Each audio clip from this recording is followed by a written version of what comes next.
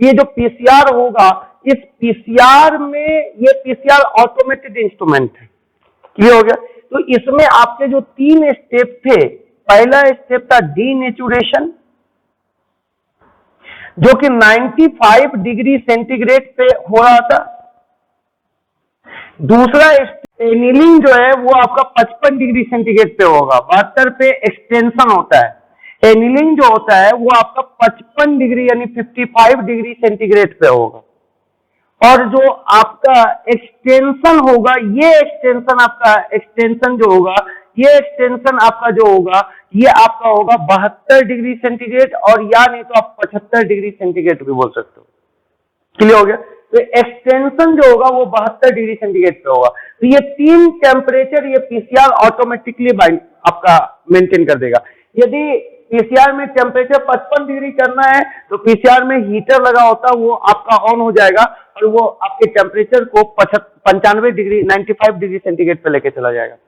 अब 95 से उसको लाना है 55 पे, तो कूलर चालू हो जाएगा, वो कंप्रेसर चालू हो जाएगा, वो कंप्रेसर उसको 55 पे ला देगा। फिर यदि उसको फिर 72 पे जाना है, यही सीरीज में ही मूव करना है, तो 72 पे जाना है तो फिर हीटर ऑन हो जाएगा और ऑटोमेटिकली वो 72 पे सेट हो जाएगा। और ये लगभग हम लोग जब इसको सेट करते थे तो ये लगभग आपका जो होता है 20 सेकेंड का समय लेता है, ये तीनों स्टेप होने में 20 हार्डली 30 सेकेंड, और कहीं कहीं पे स्टैंडर्डाइजेशन पे डिपेंड करता है कि आप स्टैंडर्डाइज कैसे करते हो। तो 20 सेकेंड के आसपास का समय ये तीनों साइकिल में लग जाता है। तो आप समझ सकते हो कि कितना जल्दी हीट को बैलेंस किया जाता है। वो इंस्ट्रूमेंट कितना जल्दी 95 पे लेके जाता है और 95 से घटा के 55 पे लेके आता है और 55 से बढ़ा के 72 पे ले जाता है और फिर 95 पे ले आता है, फिर 55 पे लाता है, फिर 72 पे, फिर 95 पे, फिर 55 पे, फिर 72 पे, और इस तरीके से 30 साइकिल हम लोग सेट कर देते हैं उसमें। क्लियर हो गया? तो एकदम कॉन्सेप्ट को क्लियर करके रखिएगा। और कहीं कहीं 20 सेकेंड भी लग जाएगा और 20 सेकेंड से लेकर के 1 मिनट तक का समय आपको लग सकता है एक साइकिल के लिए। कितने साइकिल के लिए? एक साइकिल के लिए।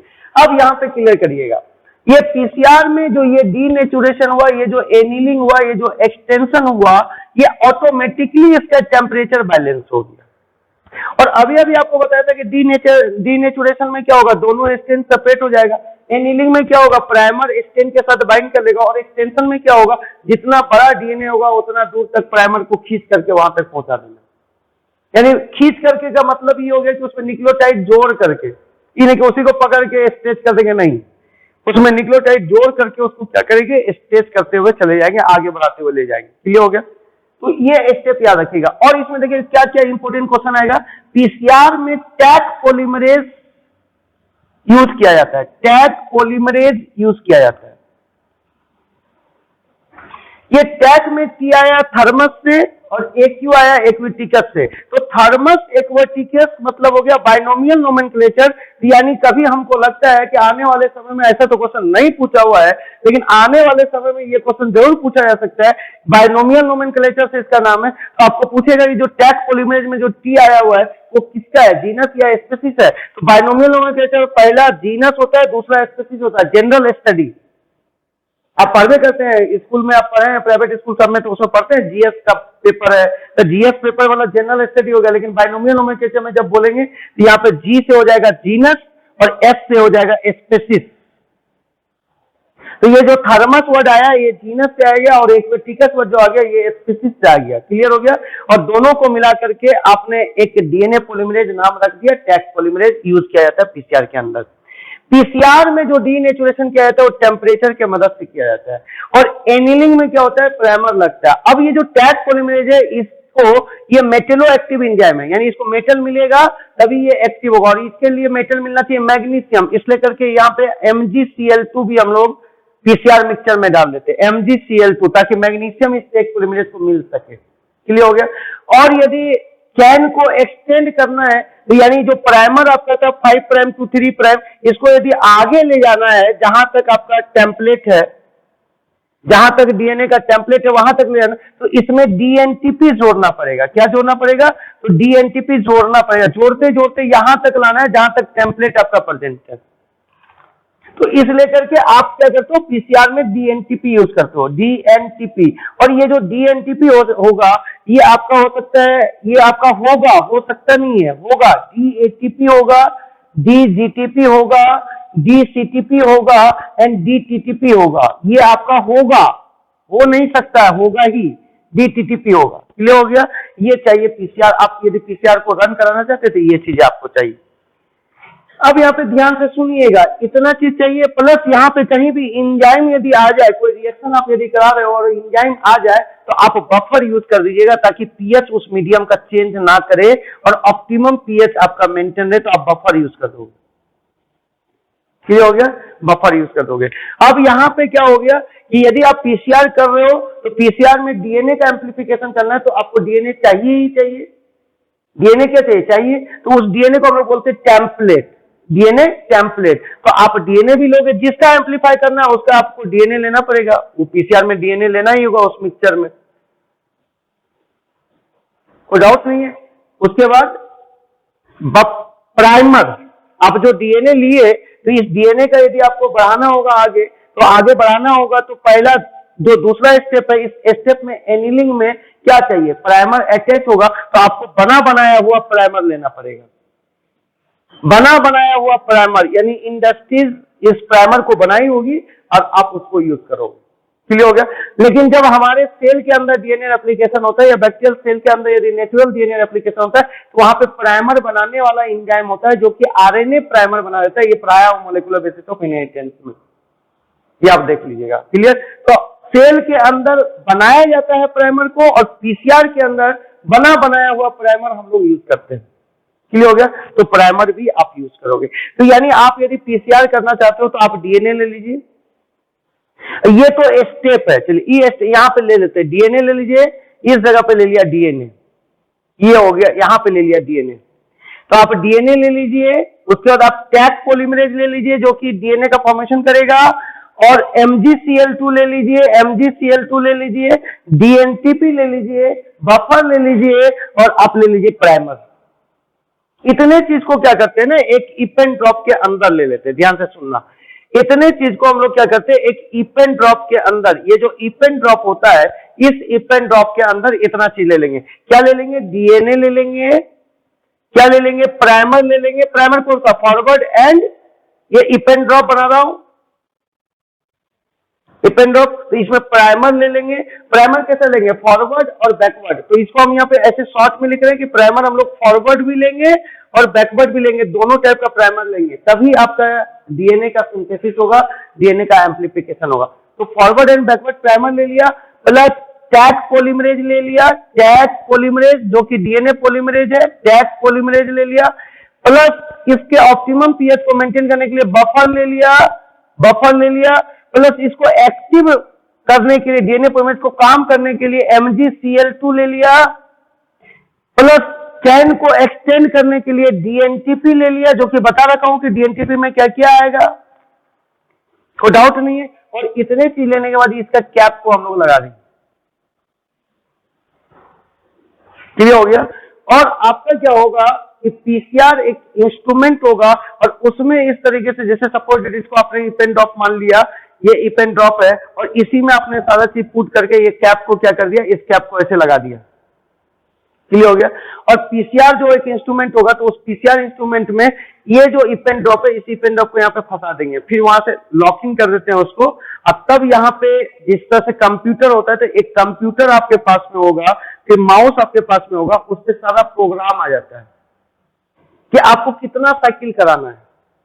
तो आप यहाँ पे सेट कर दिए 30 साइकिल कराना है, प्लस ये जो आप टेम्परेचर देख रहे हो, डीनेचुरेशन, एनिलिंग एंड एक्सटेंशन, ये एक स्टैंडर्ड टेम्परेचर दिया हुआ है, ये जीन टू जीन वेरी भी करता है, ये स्टैंडर्डाइज किया जाता है। लेकिन एक स्टैंडर्ड है कि मैक्सिमम जीन जो है या मैक्सिमम डीएनए इस तीनों टेम्परेचर पे काम कर लेगा, यानी डीनेचुरेशन 95, 55 एंड 72 डिग्री सेंटीग्रेड पे काम हो जाएगा। लेकिन ये स्टैंडर्डाइज करके ये प्लस माइनस हो सकता है, इसमें कोई दिक्कत नहीं है। तो यहाँ पे क्या होता है कि वो जो कंप्यूटर होगा, एक पहले होगा बॉक्स टाइप का, उसमें इप एंड ड्रॉप को हम लोग क्या करेंगे, फंसा करके ऐसे लॉकिंग कर देंगे, उसको लॉक हो गया। और कंप्यूटर पे क्या करेंगे, यहाँ से माउस की मदद से प्रोग्राम सेट करेंगे कि साइकिल 30 डीनेचुरेशन लिखा हुआ रहेगा, वहां पे आएगा लिखा हुआ, ये कंप्यूटर का स्क्रीन होगा, इस कंप्यूटर स्क्रीन पे यहाँ पे साइकिल लिखा हुआ आएगा। तो आप यहाँ पे लिख दिया कि साइकिल हम लेंगे कितना, तो 30 साइकिल। क्लियर हो गया। और 30 साइकिल के बाद यहाँ पे आप लिखे कि डीनेचुरेशन, और डीनेचुरेशन जो आपका है, यहाँ पे आपने डीनेचुरेशन को कर दिया 30 सेकेंड। ये टोटल 20 सेकेंड नहीं करिएगा, अभी आपको हम कैलकुलेट करके दे रहे हैं, 30 सेकेंड कर दिया, 30 सेकेंड का डीनेचुरेशन आपने किया। एनीलिंग, एनीलिंग ध्यान से सुनिएगा, एनीलिंग आपने किया, एनीलिंग का टेम्परेचर आपने फिक्स कर दिया कि आप एनीलिंग किए हैं, मान लीजिए सपोज दैट 40 सेकेंड टाइम दिया उसको, और एक्सटेंशन को ज्यादा टाइम दोगे, एक्सटेंशन ये आपने टाइम इसको दे दिया 60 सेकेंड। क्लियर हो गया। 20 सेकेंड में ये पूरा स्टेप कंप्लीट नहीं हो पाएगा, सॉरी 20 सेकेंड में नहीं होगा। तो आप यहां पे लिख दिया साइकिल 30 सेकेंड, ये आपका लिखा हुआ आएगा वहां पे, जैसे आप माउस को क्लिक मारोगे ना तो उस स्क्रीन पे लिखा हुआ आएगा, पीसीआर में जो आपका लगा हुआ रहेगा कंप्यूटर की साइकिल, तो आप लिख दिया 30 साइकिल। डीनेचुरेशन का लिखिएगा कि यहाँ पे टाइम पे ऐसे ऐसे कर्सर क्लिक करेगा, आप वहां पे लिख दोगे 30 सेकेंड। फिर एनीलिंग के नीचे लिख दिया कि 40 सेकेंड का मेरा एक एनीलिंग होगा, और फिर एक्सटेंशन में लिख दियो कि 60 सेकेंड होगा। ये अपन ही कैलकुलेट करके बता देगा कि आपका 30 साइकिल कितने घंटे में कंप्लीट होगा। बस आप जाइए, जो भी करना है आप दूसरा काम करिए, ये काम आप खत्म हो गया। अब ये पीसीआर मशीन आपको उतने घंटे के बाद एम्पलीफाई करके डीएनए आपको दे देगा। बात समझ में आ गया। इसका मतलब हो गया कि आपका काम कहां तक था, ये मिक्सर बनाने तक और ये प्रोग्राम सेट करने तक। आपने ये मिक्सर बना लिया कि जिस डीएनए का एम्पलीफाई करना वो डीएनए ले लिया, और प्राइमर ले लिया, टैग पॉलीमरेज ले लिया, बफर ले लिया, MgCl2 ले लिया, DNTP ले लिया एक इप एंड ड्रॉप में, और उस इप एंड ड्रॉप को पीसीआर, ये आपका स्क्रीन बोर्ड होता है, और इस जगह पे इस तरीके से यहाँ पे क्या लगा होता है, इस तरीके का एक बॉक्स होता है इसमें, और इस बॉक्स में ही यहाँ पे क्या होता है, इस तरीके से आपका बना हुआ होता है ग्रुप्स, और इसी ग्रुप्स में हम लोग क्या करते हैं, इप एंड ड्रॉप को ले आकर के फंसा देते हैं। बात समझ में आएगा। ये ऐसा होगा, ऐसा इस तरीके से होगा। ये स्क्रीन है और ये यहाँ पे बॉक्स है, इसी में ग्रुप्स बने हुए हैं। क्लियर हो गया। तो इस तरीके का आपका यहाँ पे होगा कॉन्सेप्ट का, क्लियर करिएगा। तो ये जो कॉन्सेप्ट इस जगह पे आपका होगा, तो ये आपके ग्रुप्स हो गए, और ये आपको बता देगा कि कितने घंटे में आपका काम कंप्लीट होगा कैलकुलेट करके, और प्लस माइनस हो सकता है।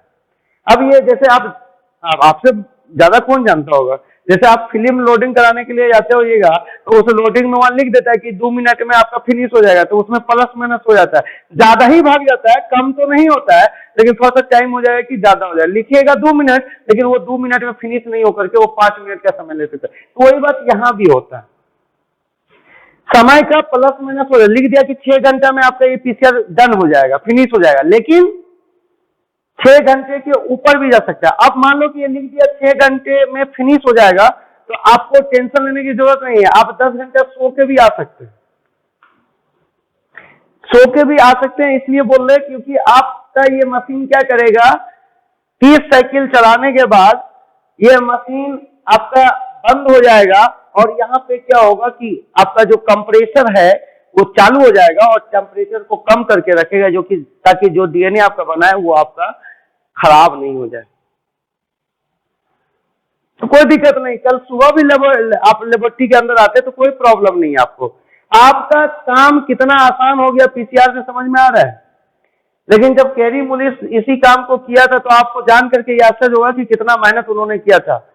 वो 3 टब ले लिए थे, और 3 टब में पानी को गर्म किए थे, और थर्मामीटर लगा दिए थे तीनों टब में। 3 पॉट ले लिए, कितना मेहनत के बाद एक रिसर्च आपके लिए सक्सेसफुल होता है। ये 3 पोर्ट लिए, पोर्ट 1, पोर्ट 2 एंड पोर्ट 3, और तीनों में थर्मामीटर लगा दिए यहाँ पे। और थर्मामीटर लगाने के बाद टेम्परेचर जैसे 1 95 डिग्री सेंटीग्रेड, 2 ये दिख रहा होगा, और 2 ये आपका 55 डिग्री सेंटीग्रेड, 3 72 डिग्री सेंटीग्रेड। अब यहाँ पे टाइम को इन्होंने फिक्स किया, जैसे ये 40 सेकेंड, या आप अपने यहाँ पे अभी लिखा है 30 सेकेंड, तो यहाँ पे कर दिया 30 सेकेंड ही कर लीजिए, 30 सेकेंड। और 55 डिग्री पे 40 सेकेंड और एक्सटेंशन 60 सेकेंड, ये डबल लाइन का मतलब सेकेंड हो जाता है, ये हो गया 60 सेकेंड। तो उन्होंने क्या किया, ये इवेंट ऑफ घड़ी भी हाथ में और यहाँ पे डाला। अब डालने के बाद 95 डिग्री सेंटीग्रेड पे देख रहा है घड़ी, 30 सेकेंड हो गया, तुरंत यहाँ पे लाया, फिर 40 सेकेंड, फिर यहाँ लाया, फिर यहाँ से शुरू हुआ। इस तरीके से ये 30 साइकिल तक मैनुअल काम कर रहे थे। तो ये जो कॉन्सेप्ट उन्होंने डिस्कवर कर लिया, उसी को ऑटोमेटेड मशीन में लेकर के आ गया, यानी पीसीआर के रूप में लेकर के आ गया। तो ये मैनुअली वर्क करके एक कॉन्सेप्ट डेवलप कर लिया और उस कॉन्सेप्ट के बाद जो हो गया वो ऑटोमेटेड फॉर्मेट पे पीसीआर में आया। तो आज का पीसीआर में काम करना बहुत टफ काम नहीं है, बस ये मिक्सचर बना देना है, इसमें पुट कर देना है और इसमें प्रोग्राम को डाल देना है और ये बाकी काम ये खुद करेगा और आपको कुछ नहीं करना। क्लियर हो गया? अब यहाँ पे ये कैसे काम करता है, तो जो एनसीईआरटी का डायग्राम से उसको दिखाते हैं। तो पीसीआर के लिए इतना चीज आपको दिमाग में रखना है, एक तो पहले स्टेप 3 होंगे, उससे जरूरत होगी डीएनए की जिसका आपको एम्प्लीफिकेशन करना है, टैग पॉलीमरेज का, MgCl2 का, डीएनटीपी का, बफर का और प्राइमर का। प्राइमर यहाँ बना बनाया लेंगे, लेकिन सेल के अंदर जब डीएनए पॉलीमरेज होगा तो वो बना बनाया हुआ प्राइमर यूज नहीं करता है, उसको बना करके दिया जाता है जो कि आरएनए प्राइमेज बना करके देता है। क्लियर हो गया? तो ये आपके हो गए पीसीआर। क्लियर हो गया? और पीसीआर को यूज डीएनए फिंगरप्रिंटिंग के लिए भी वहां पे किया जाता है। कब? जब डीएनए फिंगरप्रिंटिंग में आपका डीएनए का अमाउंट कम होगा तब। जब आप डीएनए फिंगरप्रिंटिंग करना चाहते हैं, उसमें जो आप डीएनए सैंपल लिए हो उस सैंपल में डीएनए बहुत कम है, तो पहले उसको क्या करो कि एम्पलीफाई करके उसका नंबर बढ़ा लो और देन आफ्टर आप डीएनए फिंगरप्रिंटिंग को करो। क्लियर हो गया? अब एक लास्ट स्टेप आप काम कर देते हैं यहाँ पे, किसका? तो एनसीईआरटी के लाइंस का स्टेप्स निकाल करके आपको देते हैं। ये जो एनसीईआरटी में डायग्राम है, तो एनसीईआरटी में डायग्राम कुछ इस तरीके से है कि पहला ये आपका डीएनए डबल स्टैंडर्ड लिया है, ये आपका यहाँ बगल में आपको बना रहे हैं, तो ये डीएनए डबल स्टैंड लिया और इस तरीके से इन्होंने दिखाया हाइड्रोजन बॉन्ड को, और डायरेक्शन भी इन्होंने लिख रखा है। ये आपका हो गया 5 प्राइम टू 3 प्राइम और ये हो गया 3 प्राइम टू 5 प्राइम। अब एनसीईआरटी कौन सा डायरेक्शन लिखा मेरे को पता नहीं, लेकिन डीएनए एंटी पैरेलल होता है तो उसके हिसाब से मैंने यहाँ पे मेंशन कर दिया। क्लियर हो गया? दूसरा, ये जो अब डीएनए है, इस डीएनए को यहाँ पे ओपन करने के लिए 95 डिग्री सेंटीग्रेड यूज किया गया और वो है डीनेचुरेशन, यानी डीनेचुरेशन किया, 95 डिग्री सेंटीग्रेड मेंटेन कर लिया। तो इस तरीके से एनसीईआरटी जो दिखाया, यहाँ पे एनसीईआरटी दिखाया कि दोनों स्टेन जो है वो आपका सेपरेट हो गया है, सेपरेट हो गया। अब थोड़ा सा उनका ध्यान रखिए कि वो कहां पे लिखे हैं डीनेचुरेशन, तो वो इस जगह पे लिखे हुए हैं डीनेचुरेशन।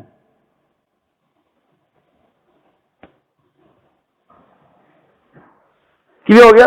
और अब क्या हो गया, ये जो आपका टेम्पलेट है, ये जो डीएनए का टेम्पलेट दोनों स्ट्रैंड अलग हो गया तो टेम्पलेट हो गया, ये 5 प्राइम टू 3 प्राइम और ये 3 प्राइम टू 5 प्राइम। अब इसमें क्या हुआ कि प्राइमर ऐड हुआ, एक प्राइमर जो ऐड हुआ इधर से ऐड हुआ, ये हो गया 5 प्राइम टू 3 प्राइम और ये मूव करेगा आगे की तरफ, तो इसलिए इसको बोलेंगे फॉरवर्ड प्राइमर यानी एफ प्राइमर। और इधर से जो आपका प्राइमर लगेगा ये हो जाएगा 5 प्राइम टू 3 प्राइम, ये हो जाएगा बैकवर्ड प्राइमर क्योंकि पीछे की तरफ आ रहा है, ये जा रहा है आगे की तरफ और ये आ रहा है पीछे की तरफ, इसलिए इसको बोलते हैं बैकवर्ड प्राइमर। क्लियर हो गया? और एनिलिंग का जो पॉइंट ये लिखा हुआ है, तो इस जगह पे ये जो प्राइमर अटैच हुआ है, ये जो प्राइमर अटैच हुआ है, तो इस जगह पे इन्होंने यहीं पे लिखा एनिलिंग, एनिलिंग, एनसीईआरटी इस जगह पे लिखा है एनिलिंग। अब एनिलिंग के बाद क्या हो गया, एनिलिंग के बाद जो हो गया, नेक्स्ट जो डायग्राम उन्होंने बनाया, एनसीईआरटी ने जो डायग्राम बनाया, उस डायग्राम में ये आपका स्टैंड डीएनए ब्लू से दिखा रहा हूं, ये भी स्टैंड डीएनए है, ये ब्लू से ही दिखाया आपको। और ये जो स्टैंड डीएनए आपका है, तो ये आपका, ये जो आपका यहाँ पे, ये थोड़ा सा बड़ा कर दीजिए इसको, एनसीईआरटी के हिसाब से काम कर रहा हूं, ये आपका थोड़ा सा बड़ा हो गया, ये 3 प्राइम हो गया और ये आपका हो गया 5 प्राइम, इधर बड़ा कर दिया, प्राइमर इस जगह लगा, इधर थोड़ा सा स्टैंड बचा हुआ है और इसको भी यहाँ पे थोड़ा सा बड़ा कर दिया, ये बड़ा कर दिया इस जगह पे। एनसीईआरटी का डायग्राम, एग्जैक्ट डायग्राम ड्रॉ करने की कोशिश कर रहा हूं, ये 3 प्राइम टू 5 प्राइम हो गया। तो प्राइमर यहां लगा, इतना स्ट्रेन इधर बचा हुआ है, प्राइमर यहां लगा, इतना स्ट्रेन इधर बचा हुआ, क्लियर हो गया। तो अब क्या हो गया कि ये जो प्राइमर आपका लगा हुआ था, ये प्राइमर इस जो एनसीईआरटी बनाया मैं वही बना रहा हूं, यहां से ये प्राइमर था और ये एक्सटेंड होकर के यहां तक आया, इधर इतना छूट गया, क्लियर हो गया, और इधर से एक्सटेंड होकर के इधर तक यहां तक आया, इसमें भी इतना इधर छूट गया, इतना इधर छूट गया, इतना इधर छूट गया, इतना इधर छूट गया, जो कि सही नहीं है, लेकिन एनसीईआरटी किया, इसे क्या मैं करूंगा, क्योंकि यहां से ये पूरा यहां तक आना चाहिए था और इसको पूरा यहां तक जाना चाहिए था, लेकिन एनसीईआरटी जो किया है उसी को माना जाएगा। उतना आपको साइंस अभी यहाँ पे लगाने की जरूरत नहीं है, क्योंकि लेबोरेटरी के अंदर काम नहीं हो रहा है, लेकिन लेबोरेटरी के अंदर जब काम होगा तो सही होगी कि ये जो डीएनए पॉलीमरेज है तब तक मूव करेगा जब तक टेम्पलेट खत्म नहीं हो जाए, ये डीएनए पॉलीमरेज तब तक मूव करेगा जब तक टेम्पलेट खत्म नहीं हो जाए। ये एकदम एग्जैक्ट फैक्ट है, लेकिन हमको अभी उतना फैक्ट से कोई मतलब नहीं है, क्योंकि एनसीईआरटी जो किया है उसको हमको अभी करना है। तो अब यहाँ पे क्या हो गया, ये फॉरवर्ड प्राइमर भी एक्सटेंड कर गया और बैकवर्ड प्राइमर भी एक्सटेंड कर गया। तो ये आपका जो इतना वाला जो पोर्शंस हो गया, ये जो पोर्शंस आपका हो गया, ध्यान से देखिए, हम आपको यहाँ पे दिखा रहे हैं, ये जो पोर्शंस हो गया, इसी पोर्शन को आप एम्पलीफाई करना चाह रहे थे, इसी पोर्शन को एम्पलीफाई करना चाह रहे थे। तो जैसे ही इसके बाद आपको साइकिल मिलने लगेगा, अब 30 साइकिल तक ले जाओगे, यहां पे लिखा होगा बीच में 30 साइकिल, कितना साइकिल, 30 साइकिल। तो 30 साइकिल के बाद जो भी डीएनए मिलेगा केवल इतना ही पोर्शन वाला डीएनए मिलेगा, यानी आपका उतना ही लेंथ का डीएनए मिलेगा, कोई भी डीएनए एकदम एग्जैक्ट उतना ही लेंथ का मिलेगा, यानी यहां से शुरू होगा, इस जगह से शुरू होकर के इस जगह खत्म हो जाएगा और एग्जैक्ट उतना ही लेंथ का डीएनए मिलेगा, यानी दो प्राइमर के बीच जितना लेंथ होगा उतना ही का डीएनए मिलेगा। जो साइड से जो बड़ा वाला डीएनए था, जो बड़ा वाला स्ट्रेचिंग था, वो स्ट्रेचिंग अब यहाँ पे खत्म हो जाएगा 30 साइकिल के बाद जो प्रोडक्ट मिलेगा उसमें। तो यहाँ पे सुनिए क्या हो गया, ये जो आपका ये फर्स्ट साइकिल चला, तो ये जो फर्स्ट साइकिल यहाँ से जो चला, तो फर्स्ट साइकिल के बाद एक्चुअली ये यहाँ तक एक्सटेंड होना चाहिए और ये भी यहाँ तक एक्सटेंड होना चाहिए। तो लेकिन हमको जो प्रोडक्ट बनाना है वो दो प्राइमर के बीच का ही प्रोडक्ट चाहिए, यानी ये जो फॉरवर्ड प्राइमर है और ये जो बैकवर्ड प्राइमर है, तो फॉरवर्ड प्राइमर का 5 प्राइम से बैकवर्ड प्राइमर के 5 प्राइम तक का ही स्ट्रेचिंग हमको चाहिए। बात समझ में आया? तो उतना ही लेंथ एम्पलीफाई होना चाहिए, यानी फॉरवर्ड प्राइम का 5 प्राइम और बैकवर्ड प्राइम के 5 प्राइम के बीच जो लेंथ होगा उतना ही लेंथ एम्पलीफाई होना चाहिए, और उतना ही लेंथ एम्पलीफाई होगा ही।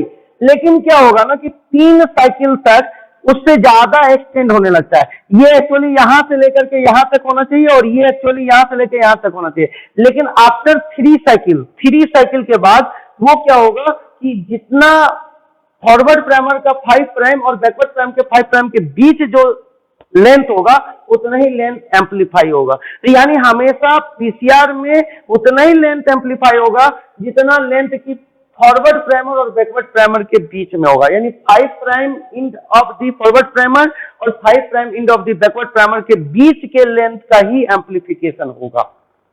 अब बाकी जो इधर एक्स्ट्रा होगा, इधर जो एक्स्ट्रा होगा वो खत्म हो जाएगा, वो एम्पलीफाई नहीं होगा। क्लियर हो गया? तो थोड़ा लेंदी हो जाता है, इसलिए करके एनसीईआरटी जो है उसको समझाने की कोशिश नहीं किया, सीधे एक साइकिल लिया और एक साइकिल के बाद 30 साइकिल में आपको दिखा रहा है कि आपका प्रोडक्ट मिल रहा है। और वो एक्चुअली प्रोडक्ट आप यदि एनसीईआरटी से मेजर करोगे तो ऊपर में देखना कि लाल कलर से इसको दिखाया, लाल कलर से इसको, और दोनों लाल ब्लॉक के बीच का ही लेंथ के बराबर यहाँ एम्पलीफाई किया हुआ होगा। तो हमेशा दिमाग में रखना कि पीसीआर में जब भी कभी एम्पलीफाई होगा तो फॉरवर्ड प्राइमर के 5 प्राइम लेंथ से लेकर के बैकवर्ड प्राइम के 5 प्राइम के बीच में जो लेंथ होगा उतना ही बड़ा डीएनए एम्पलीफाई होगा।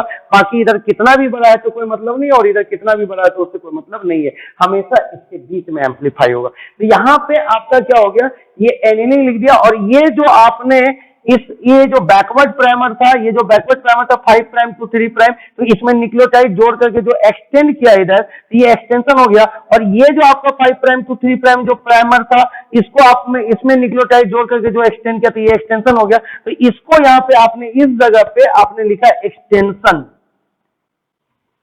एक्सटेंशन, ये आपने लिखा एक्सटेंशन, एक्सटेंशन। तो एक्सटेंशन जो होगा, एक्सटेंशन जो आपका होगा, एक्सटेंशन आपका कभी भी होगा, तो एक्सटेंशन आपका जब भी होगा तो आपका प्राइमर में न्यूक्लियोटाइड जुड़ने लगेगा, तो आप उसको क्या बोलोगे, एक्सटेंशन। तो यहाँ पे एक्सटेंशन, तो इस जगह पे दोनों स्ट्रैंड को जब सेपरेट किया तो डीनेचुरेशन लिख दिया। फिर उसमें प्राइमर जब जुड़ गया, ये जो प्राइमर है फॉरवर्ड प्राइमर और बैकवर्ड प्राइमर जो जुड़ गया, तो उसको बोले एनिलिंग।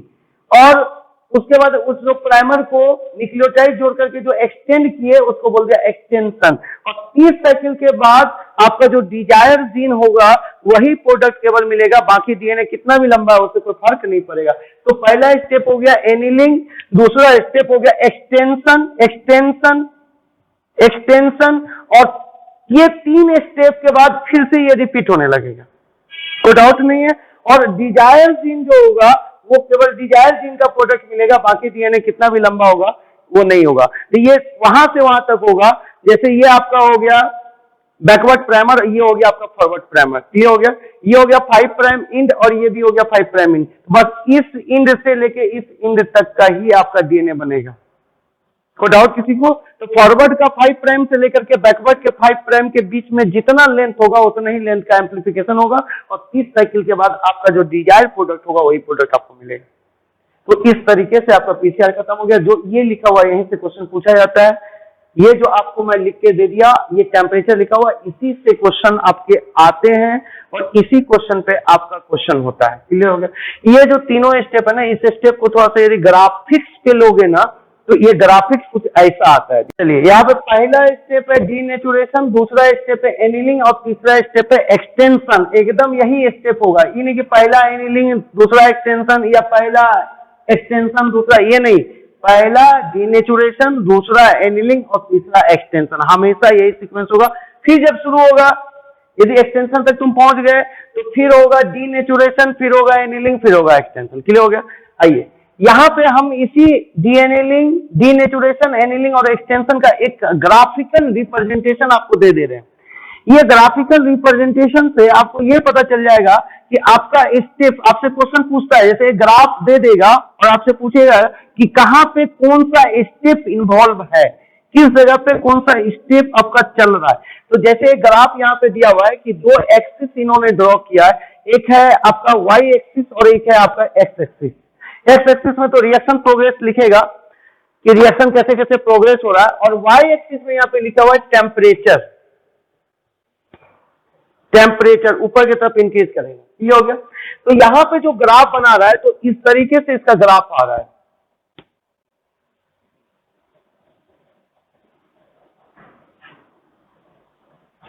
और आपको यहां पे लिख दिया ए, बी और सी। आपसे पूछ रहा है कि पीसीआर में बताइए कि ये कौन कौन सा स्टेप है। ए कौन सा स्टेप है पीसीआर का, बी कौन सा स्टेप है पीसीआर का और सी कौन सा स्टेप है पीसीआर का। तो आपके पास यदि ब्रेन होगा तो आप आराम से सोच लीजिएगा कि इधर जा रहे हैं तो टेम्परेचर क्या कर रहा है, इंक्रीज कर रहा है। तो टेम्परेचर यदि इंक्रीज कर रहा है तो थोड़ा सा ब्रेन का एप्लीकेशन कीजिए। तो इसका मतलब ये सबसे ज्यादा टेम्परेचर हो गया, ये उससे कम टेम्परेचर हो गया, ये उससे ज्यादा टेम्परेचर हो गया। क्लियर हो गया? तो ब्रेन तो सबके पास होता है, ऐसा है ही नहीं, क्योंकि होमो सेपियंस जो है उसका क्रेनियल कैपेसिटी कितना है, 1200 कि 1400 सीसी आपका है। तो ब्रेन सबके पास है। एप्लीकेशन जो होता है ना, ये प्रैक्टिस से आता है। हर बच्चा जो होता है वो जीनियस होता है, उसके पास भरपूर मात्रा में ब्रेन है, खोपड़ी है। केवल एप्लीकेशन के मामले में बच्चे थोड़े से पीछे जाते हैं। तो एप्लीकेशन करना सीखिए किसी भी चीज का। जैसे कोई भी थ्योरी आ गया तो उसको आप एप्लीकेशन यदि आप करना जानते हैं तो आपके क्वेश्चन श्योर शॉर्ट सही बनने का चांसेस हो जाएगा। ब्रेन हर बच्चे के पास में है। एप्लीकेशन किसी का फास्ट होता है, किसी का स्लो होता है, कोई जल्दी सोच लिया, कोई लेट से सोचा। और ये जल्दी सोचना और लेट से सोचना, इसमें कोई ऊपर वाला का देन नहीं है, ये प्रैक्टिस का चीज है। आप यदि आज लेट से सोच पा रहे हैं तो आप प्रैक्टिस करते करते आप फास्ट सोचना सीख जाइएगा। तो एप्लीकेशन का फेर होता है। तो अब यहाँ पे क्या करेंगे, हम लोग अप्लाई करेंगे। ये हो गया।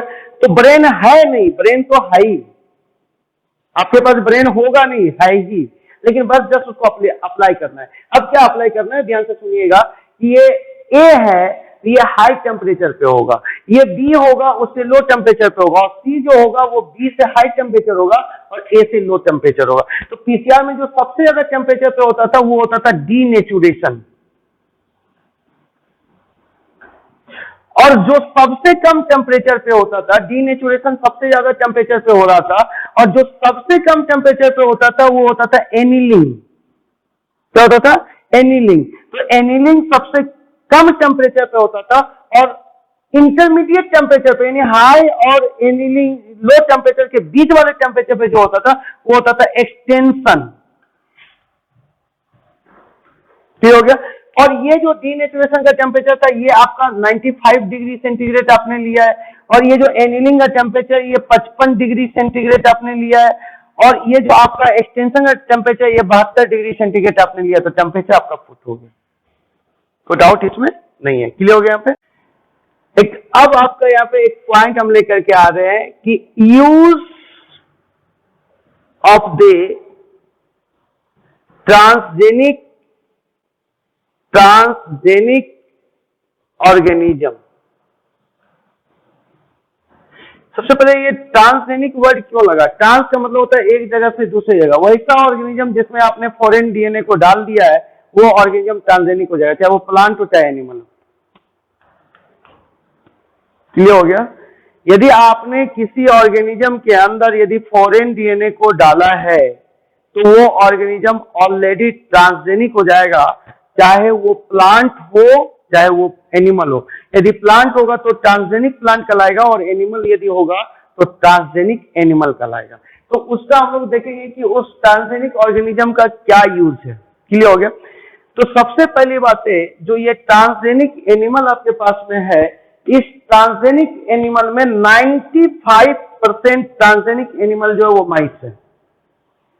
यानी जितने भी ट्रांसजेनिक, ये जो ट्रांसजेनिक ऑर्गेनिज्म है ये ट्रांसजेनिक एनिमल भी हो सकता है, ट्रांसजेनिक एनिमल भी हो सकता है, ट्रांसजेनिक एनिमल भी और ट्रांसजेनिक प्लांट भी, एनिमल भी और प्लांट भी, ट्रांसजेनिक प्लांट भी।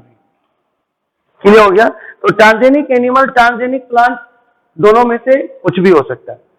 ट्रांसजेनिक एनिमल जितने भी हमारे पास में है उसमें से सबसे ज्यादा 95% जो मेरे पास में है ट्रांसजेनिक एनिमल में वो माइस है। कोई डाउट नहीं है? तो 95% जो हमारे पास में वो माइस का केस है। और भी बताएंगे, बहुत सारे ट्रांसजेनिक एनिमल है। पहले इसका एप्लीकेशन देखते। काऊ भी है, ट्रांसजेनिक काऊ भी है, ट्रांसजेनिक पिग भी है, रैबिट भी है, रैट भी है, ये सब फीस भी है। तो यानी ट्रांसजेनिक एनिमल में मेरे पास में क्या क्या है चलिए बताइए। तो फीस भी है, रैबिट भी है, रैट भी है, माइस तो बता ही दिया है यहाँ पे, माइस तो ही, और पिग भी है। ये सब हमारे ट्रांसजेनिक एनिमल्स हैं। क्लियर हो गया? और काऊ भी है, और काऊ तो स्पेशली आपको याद रखना पड़ेगा क्योंकि ये जो काऊ है, इस काऊ का नाम है, एक काऊ जो हम लोग ट्रांसजेनिक काऊ बनाए उसका नाम है रोजी। और ये जो रोजी है, ये ट्रांसजेनिक काऊ जो रोजी आपका है, ये ह्यूमन लैक्ट एल्बुमिन प्रोटीन का फॉर्मेशन करता है, एल्बुमिन प्रोटीन का फॉर्मेशन करता है।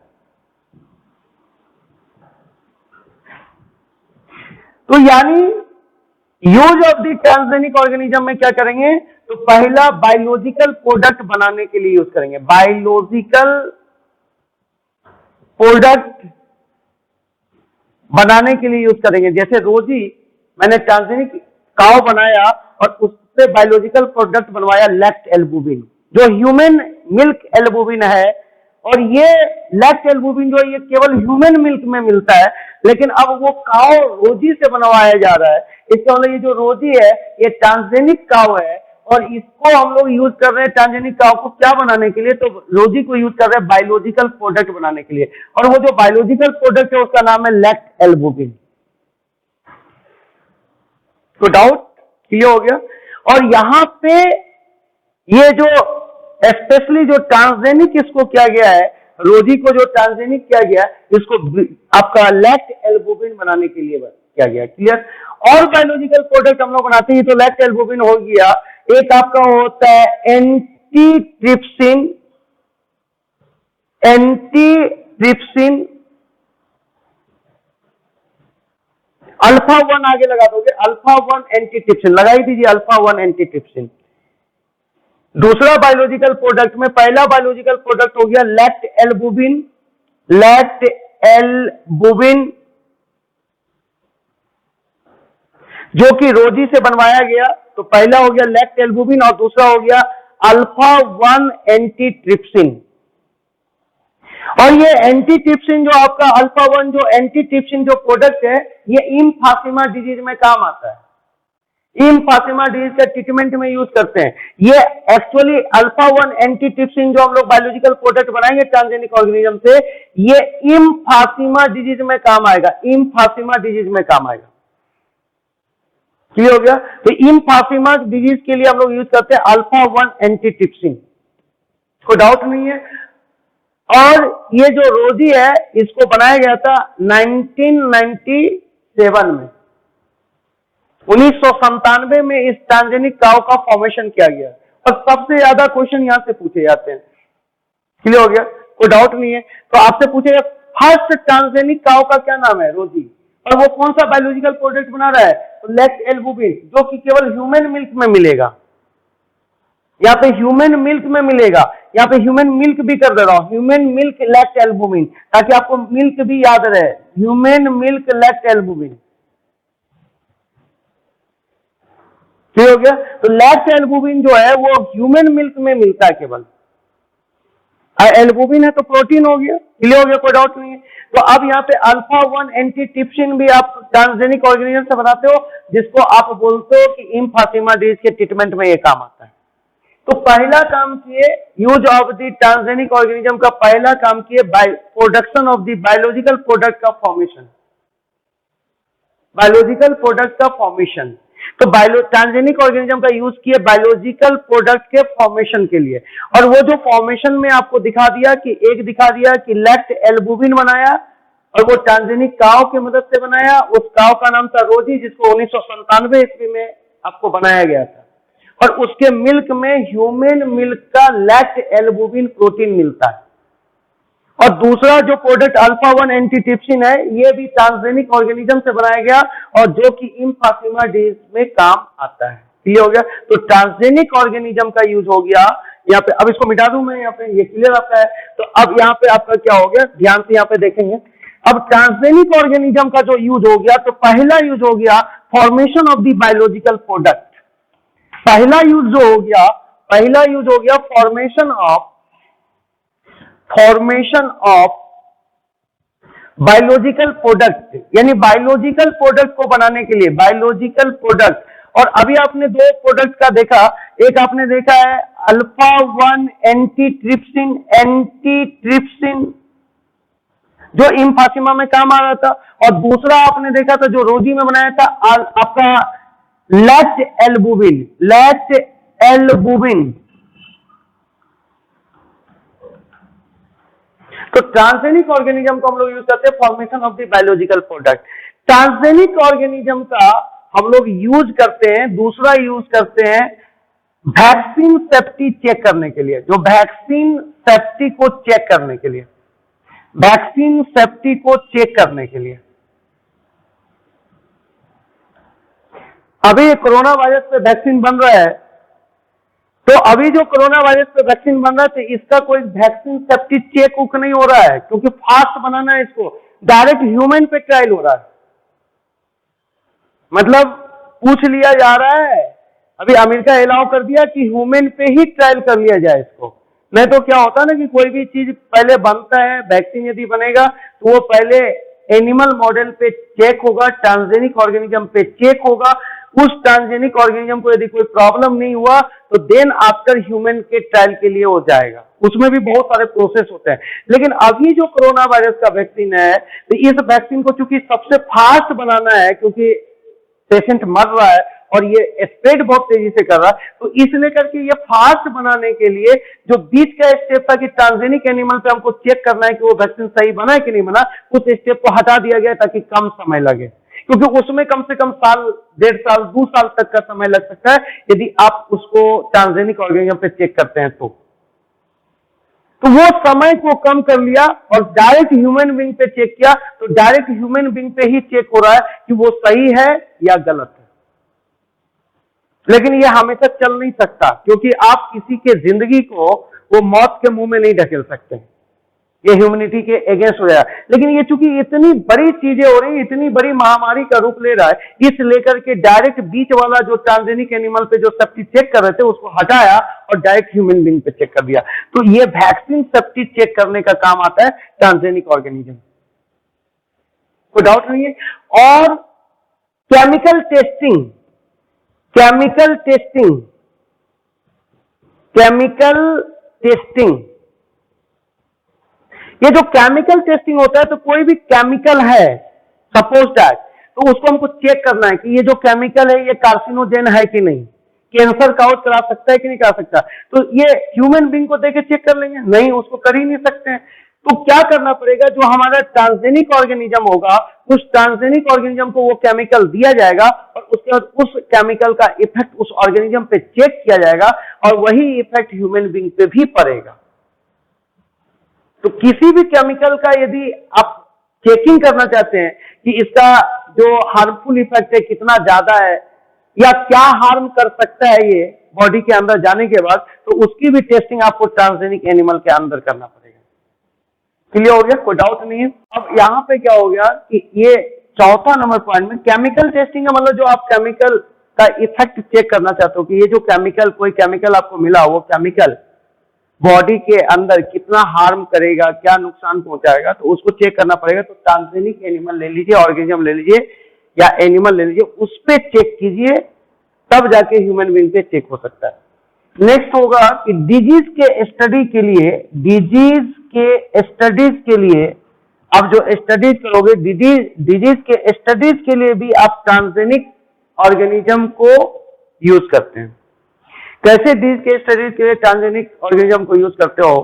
तो कोई डिजीज है, जैसे मान लो कि टीबी है, तो हम लोग क्या करते हैं कि हम लोग को टीबी का मेडिसिन बनाना है।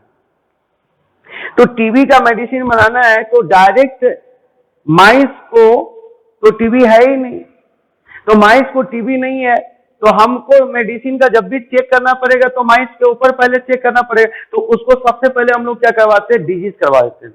और डिजीज करवाने के बाद उस माइस में आप उसके बॉडी में चेंज को चेक करते हैं कि उसके बॉडी के अंदर उस डिजीज के कारण क्या क्या चेंजिंग हुआ, लंग्स में क्या प्रॉब्लम हुआ,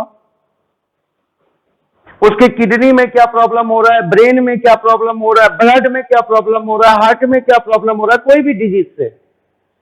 अब टीबी का बैक्टीरिया होगा तो लंग्स में प्रॉब्लम होगा, तो उसके लंग्स को निकाल करके उसका एनाटॉमिकल सेक्शन काट करके उस लंग्स के सेल में देखेंगे कि किस तरीके का चेंजिंग आ रहा है। तो क्या ह्यूमन बीइंग को टीबी हो गया तो उसके भी लंग्स को निकाल करके ये कर सकते हैं क्या? नहीं कर सकते हैं। इसलिए कि डिजीज का यदि आपको स्टडी करना होगा, स्टडीज करना होगा, तो आपको स्टडीज करने के लिए ट्रांसजेनिक एनिमल बनाना पड़ेगा। और अभी जो हमारे पास में जो डिजीज के स्टडीज करने के लिए जो ट्रांसजेनिक एनिमल है, वो डिजीज, किस डिजीज का स्टडी करने के लिए? तो कैंसर, जो सबसे अभी खतरनाक पोजीशन पे चल रहा है, जो कॉमन प्रॉब्लम आपका हो गया। दूसरा सिस्टिक फाइब्रोसिस, सिस्टिक फाइब्रोसिस, और तीसरा एल्जाइमर। एल्जाइमर को बोला जाता है कि old age memory loss, amyloid protein के कारण होता है। ओल्ड एज मेमोरी लॉस, जैसे बुढ़ापा जैसे जैसे होने लगे तो आपकी मेमोरी क्या होने लगी, लॉस, तो उसका भी हमारा ट्रांसजेनिक ऑर्गेनिज्म बना हुआ है। यानी ट्रांसजेनिक ऑर्गेनिज्म मतलब हमने बना रखा है जिसको कि आपका एल्जाइमर प्रॉब्लम है। तो एल्जाइमर उसमें इंड्यूस कर रखा था, एल्जाइमर हो गया आपका, एल्जाइमर। तो ये जो एल्जाइमर आपका हो गया, एल्जाइमर जो हो गया, ये ओल्ड एज मेमोरी लॉस बोलते हैं। और नेक्स्ट एंड लास्ट आपका हो गया rheumatoid arthritis, rheumatoid arthritis, rheumatoid arthritis. तो ये जो रूमेटॉइड आर्थराइटिस आपका हो गया, ये आपका बोला था कि रूमेटॉइड आर्थराइटिस जो होता है रूमेटॉइड फैक्टर के कारण होता है, और रूमेटॉइड फैक्टर जो होता है वो IgM होता है, एंटीबॉडी। ये हो गया आपका रूमेटॉइड आर्थराइटिस, ये हो गया एल्जाइमर, ये हो गया सिस्टिक फाइब्रोसिस, और ये हो गया कैंसर। यानी इस 4 डिजीज का ट्रांसजेनिक एनिमल बना हुआ है, उससे हम लोग इस चारों डिजीज का स्टडी करते हैं। क्लियर हो गया? तो कैंसर के लिए हमारे पास में ट्रांसजेनिक एनिमल बना हुआ है, सिस्टिक फाइब्रोसिस के लिए बना हुआ है, एल्जाइमर के लिए बना हुआ है, और बना हुआ है रूमेटॉइड आर्थराइटिस के लिए बना हुआ है। क्लियर हो गया? तो आप जो ट्रांसजेनिक ऑर्गेनिज्म या ट्रांसजेनिक एनिमल कर दीजिए, यहाँ पे ट्रांसजेनिक एनिमल का जो यूज करते हो, ये ट्रांसजेनिक एनिमल का यूज करते हो formation of the biological product बनाने के लिए।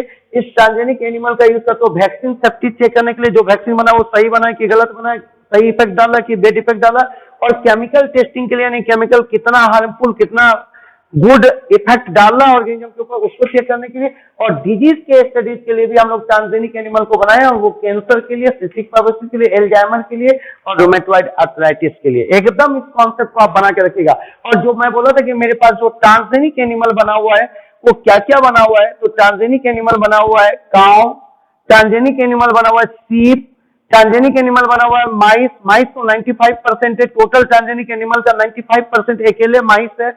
उसके बाद आपका बना हुआ है रैट, उसके बाद आपका बना हुआ है रैबिट, और उसके बाद आपका बना हुआ है फिश, etc। ये सब आपका ट्रांसजेनिक एनिमल है, और अकेले माइस जो है ये 95% टोटल ट्रांसजेनिक एनिमल का आपके पास में है।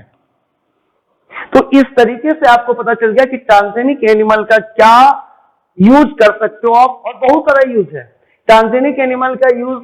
आप जो ट्रांसजेनिक ऑर्गेनिज्म है उसका यूज बायो रेमिडिएशन के लिए भी कर सकते हो। बायो रेमिडिएशन का मतलब हुआ कि किसी जगह पर इन्वायरमेंट यदि गड़बड़ हो गया तो उस इन्वायरमेंट को सही करने के लिए भी आप ट्रांसजेनिक ऑर्गेनिज्म का यूज कर सकते हो। लेकिन ये 4 मोस्ट कॉमन व्यू है, मोस्ट कॉमन पॉइंट है जिसके लिए हम लोग ट्रांसजेनिक एनिमल का यूज करते हैं। क्लियर हो गया? अब इंसुलिन आप बनाए थे, formation of the biological product, formation of the biological product में आप इंसुलिन भी हो सकता है। और ये जो इंसुलिन आपने बनाया था, ये जो इंसुलिन बनाया था, ये इंसुलिन यदि ट्रांसजेनिक ऑर्गेनिज्म यानी ट्रांसजेनिक ऑर्गेनिज्म की मदद से बनेगा, यहाँ पे ट्रांसजेनिक बैक्टीरिया की मदद से बनाए थे हम लोग, ट्रांसजेनिक बैक्टीरिया की मदद से बनाए थे। तो ट्रांसजेनिक बैक्टीरिया जो मेरा होगा, यहाँ एनिमल लिखा हुआ है, इससे कि इस जगह पे हम लोग यहाँ पे नहीं लेंगे, एनिमल लिखा हुआ है, ट्रांसजेनिक एनिमल का एप्लीकेशन लिखा हुआ, तो वहां तक चूंकि वो बैक्टीरिया था तो ट्रांसजेनिक बैक्टीरिया भी हो सकता है। तो ट्रांसजेनिक बैक्टीरिया की मदद से यदि हम लोग बनाएंगे, ऑर्गेनिज्म लिख देते तब तो यहाँ पे हम लिख देते हैं, लेकिन हमने इसको ट्रांसजेनिक एनिमल कर लिया है, इसलिए इस जगह पे हम नहीं लिख सकते इंसुलिन। क्लियर हो गया? कोई डाउट नहीं, क्योंकि एनिमल मल्टी सेलुलर होता है और यूकैरियोटिक सेल आता है, कभी भी उसमें प्रोकैरियोटिक सेल नहीं आता है। लेकिन जिस समय तक ऑर्गेनिज्म लिखा हुआ था तो उस समय मेरे पास में ऑप्शन था कि मैं यहाँ पे डाल सकता था इंसुलिन। तो ट्रांसजेनिक बैक्टीरिया भी हो सकता है, ट्रांसजेनिक एनिमल भी हो सकता है, ट्रांसजेनिक प्लांट भी हो सकता है, और ट्रांसजेनिक फंगस भी हो सकता है। प्लांट में ही फंगस को डाला गया है। क्लियर? तो मैं यहाँ पे बोला कि आप यदि ट्रांसजेनिक बैक्टीरिया का यूज किया इंसुलिन बनाने के लिए, तो आप उसको इंसुलिन नहीं बोल करके ह्यूमुलिन बोलिएगा। क्या बोलिएगा? तो ट्रांसजेनिक ऑर्गेनिज्म यदि कर देते तो आपका ह्यूमुलिन का भी केस हो जाता। यदि आपको बोलेगा कि आप रिकॉम्बिनेंट बायोटेक्नोलॉजी लगा करके यदि इंसुलिन का फॉर्मेशन कर रहे हैं ट्रांसजेनिक बैक्टीरिया की मदद से, तो आप उसको क्या बोलोगे? ह्यूमुलिन। इंसुलिन नहीं बोलोगे, ह्यूमुलिन बोलोगे, ह्यूमुलिन। क्लियर हो गया? तो इसको आप बोलते हैं ह्यूमुलिन। क्लियर हो गया? कोई डाउट इसमें नहीं। तो ह्यूमुलिन जो होता है वो आपका रिकॉम्बिनेंट बायोटेक्नोलॉजी की मदद से बनाया गया इंसुलिन, ह्यूमुलिन। क्लियर हो गया? कोई डाउट? इंसुलिन नहीं, ह्यूमुलिन। तो यहां पे आपका एकदम कॉन्सेप्ट को क्लियर कर लीजिएगा। ये क्लियर हो गया? आइए, अब जो आपने ट्रांसजेनिक ऑर्गेनिज्म बनाया तो क्या उसके जेनेटिक्स को चेंज किया? क्या एकदम चेंज कर दिया? उसके जेनेटिक्स को चेंज कर दिया, तो इसलिए करके आप उस ऑर्गेनिज्म को बोलोगे genetically modified organism. Genetically modified organism, clear हो गया। अब ये जो जेनेटिकली मॉडिफाइड ऑर्गेनिज्म है, ये जेनेटिकली मॉडिफाइड ऑर्गेनिज्म को चेक करने की जिम्मेवारी एक संस्था के पास में जिसका नाम है जीएक।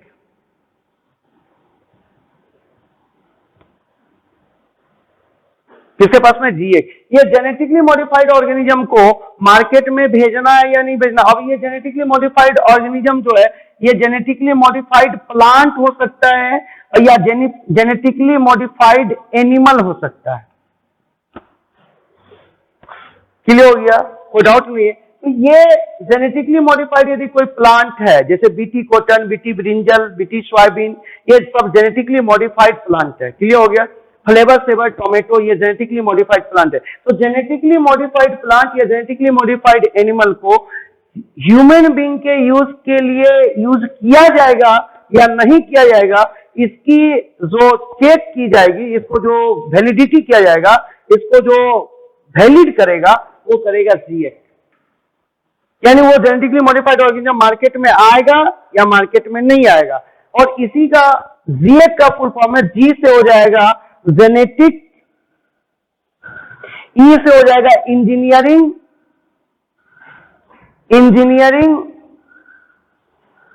और ए से हो जाएगा अप्रूवल, और सी से हो जाएगा कमिटी।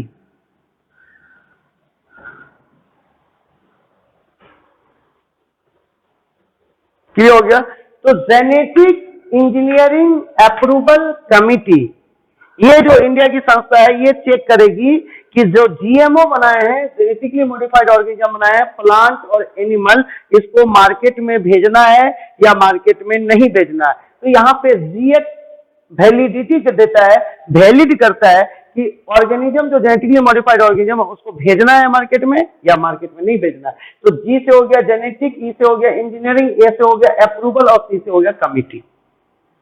कोई डाउट नहीं है? तो ये जीएक का पॉइंट आपको दिमाग में रखना पड़ेगा। क्लियर हो गया? कोई डाउट इसमें नहीं। आइए नेक्स्ट हम लोग आते हैं। नेक्स्ट, और अब धीरे धीरे हम लोग लास्ट के तरफ चल रहे हैं, इसलिए करके अब यहाँ पे आपके पॉइंट जो होंगे, अब लास्ट आपका चल रहा है सर। जीएक का फुल फॉर्म बताइए तो क्या होगा? जी से क्या होगा? जेनेटिक, ई से क्या होगा? इंजीनियरिंग, ए से क्या होगा? अप्रूवल, और सी से क्या होगा? कमिटी। क्या करेगा? तो ये जेनेटिक मॉडिफाइड ऑर्गेनिज्म को वैलिड करेगा कि ये मार्केट में आएगा या मार्केट में नहीं आएगा, यानी ये ह्यूमन के यूज के लायक है या ह्यूमन के यूज के लायक नहीं है।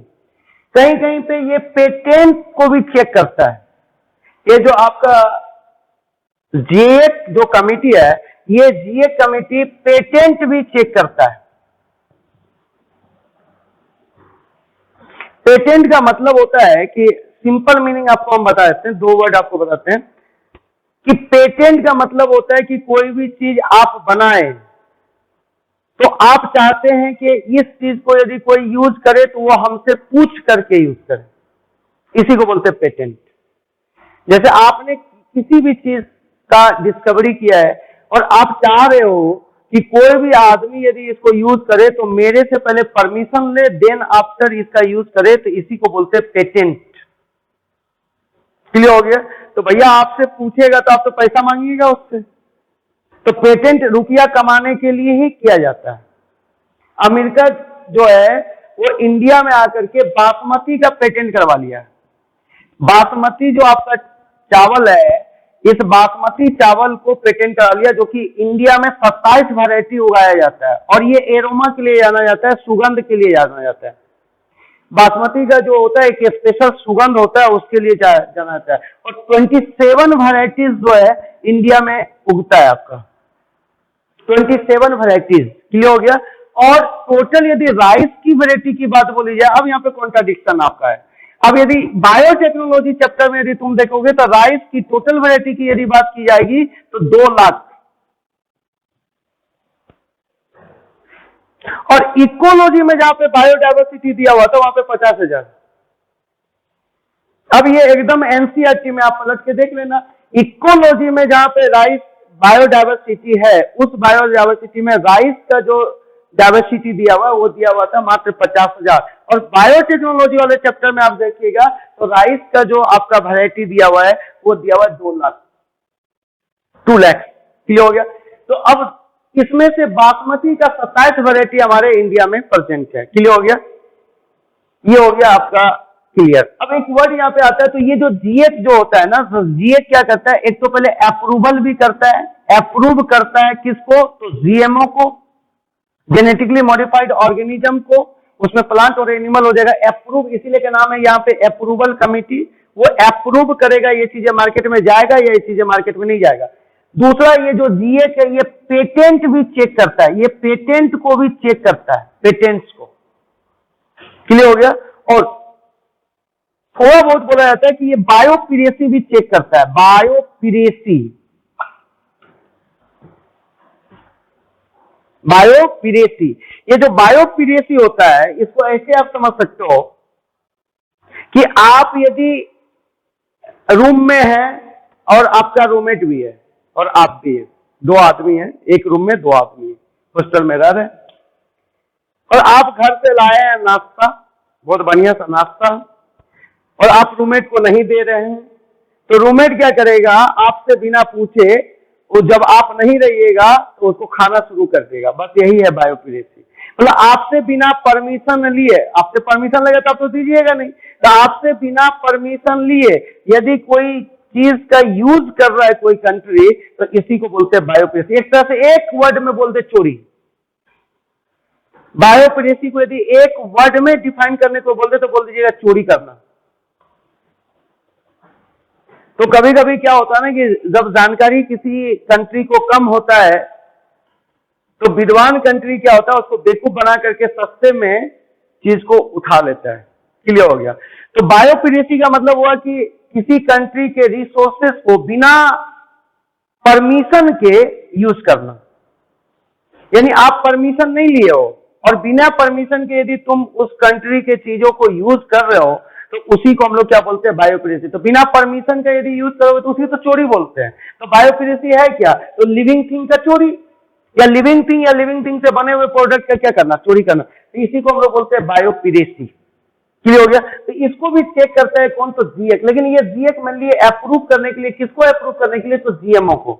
यहाँ पे जो जीएक है तो ये पेटेंट को भी चेक करता है। तो एक आपका जो बिल, आपका इंडियन जो रूल है उसमें एक चेंजिंग किया गया है, तो इंडियन अमेंडमेंट किया गया है, तो उसमें इंडियन पेटेंट बिल के नाम से। क्लियर हो गया। तो वो क्या करता है ना कि आपके पेटेंट को चेक करता है, आपके पेटेंट्स को क्या करता है, चेक करता है।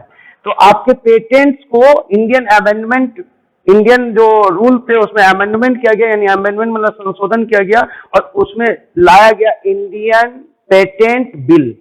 क्लियर हो गया। और वो इंडियन पेटेंट बिल जो है वो पेटेंट को क्या करता है, चेक करता है।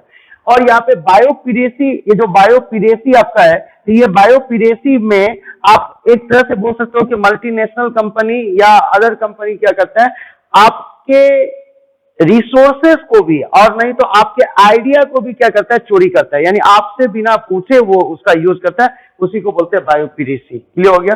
तो पेटेंट वाला जो बिल है, इंडियन पेटेंट बिल, ये अमेंडमेंट करके लाया गया है। क्लियर हो गया। इसको भी आप दिमाग में रखिएगा। और ये बासमती का 27 वैरायटीज इंडिया में प्रेजेंट है और 2 लाख वैरायटीज अकेले इंडिया में प्रेजेंट है राइस का। क्लियर हो गया, कोई डाउट इसमें नहीं है। अब आइए यहाँ पे हम लोग चलते हैं क्या, तो अब हम लोग यूज करेंगे कि जेनेटिक इंजीनियरिंग का क्या यूज है। ट्रांसजेनिक एनिमल का तो यूज हम लोग कर लिए कि ट्रांसजेनिक एनिमल का क्या यूज करते हैं, और अब यूज करेंगे कि जेनेटिक इंजीनियरिंग का एप्लीकेशन। तो application of genetic engineering,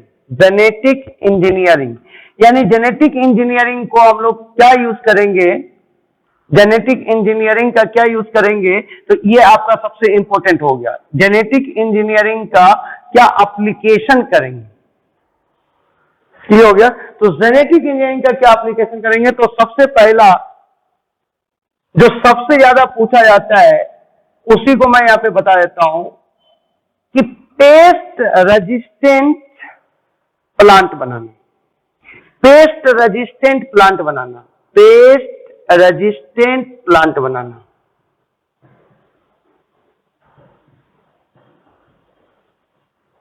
pest resistant plant का फॉर्मेशन करना, तो formation of the pest resistant plant, तो यानी formation of pest resistant plant. अब यहाँ पे पेस्ट का क्या मतलब होगा? पेस्ट का मतलब ये होता है जो कि आपके फसल को नुकसान पहुंचाए। अब वो इंसेक्ट भी हो सकता है, वो बैक्टीरिया भी हो सकता है, वो फंगस भी हो सकता है, यानी आपके फसल को नुकसान पहुंचाने वाला जो ऑर्गेनिज्म होगा वो क्या कहलाएगा? पेस्ट कहलाएगा। क्लियर हो गया? तो हमको इसका एप्लीकेशन करना है, जेनेटिक इंजीनियरिंग का एप्लीकेशन करके पेस्ट रेजिस्टेंट प्लांट बना देंगे, यानी उस प्लांट को पेस्ट नुकसान नहीं पहुंचा पाएगा। पेस्ट वो होगा जो आपके जो कल्टीवेशन करते हो जिस प्लांट का, उसको जो नुकसान पहुंचाएगा, वो बैक्टीरिया हो सकता है, फंगस हो सकता है, इंसेक्ट हो सकता है, कुछ भी हो सकता है ऑर्गेनिज्म, जो उसको नुकसान पहुंचाएगा वो पेस्ट कहलाएगा। क्लियर हो गया? तो हम लोग जो पेस्ट रेजिस्टेंट प्लांट बनाते हैं तो उसमें जो सबसे कॉमन आपका आ जाता है बीटी प्लांट। क्लियर हो गया? BT plant. अब ये बीटी प्लांट में, ये जो बीटी प्लांट आपका है, ये बीटी प्लांट में आप ये बी और टी वर्ड एक बैक्टीरिया से लेकर के आया है, और बी से आया है बेसिलस, बी आया है बेसिलस से, तो बी से हो गया बेसिलस, और टी थुरिनजेनेसिस, थुरिनजेनेसिस, क्लियर हो गया? तो बेसिलस थुरिनजेनेसिस, क्लियर हो गया? तो ये जो बेसिलस थुरिनजेनेसिस है, इसी के पास, बेसिलस थुरिनजेनेसिस के पास में आपका जीन प्रेजेंट होता है, और उस जीन का नाम है कराइजीन, और इसी कराइजीन का यूज, इसी कराइजीन को हम लोग ट्रांसफर कर देते हैं प्लांट में। तो वो जो उस कराइजीन को जो हम लोग प्लांट में ट्रांसफर करते हैं, तो उस प्लांट में कराइजीन को ट्रांसफर कर दिया बैक्टीरिया से, तो इसका मतलब ये हो गया कि वो प्लांट हो गया ट्रांसजेनिक। क्लियर हो गया?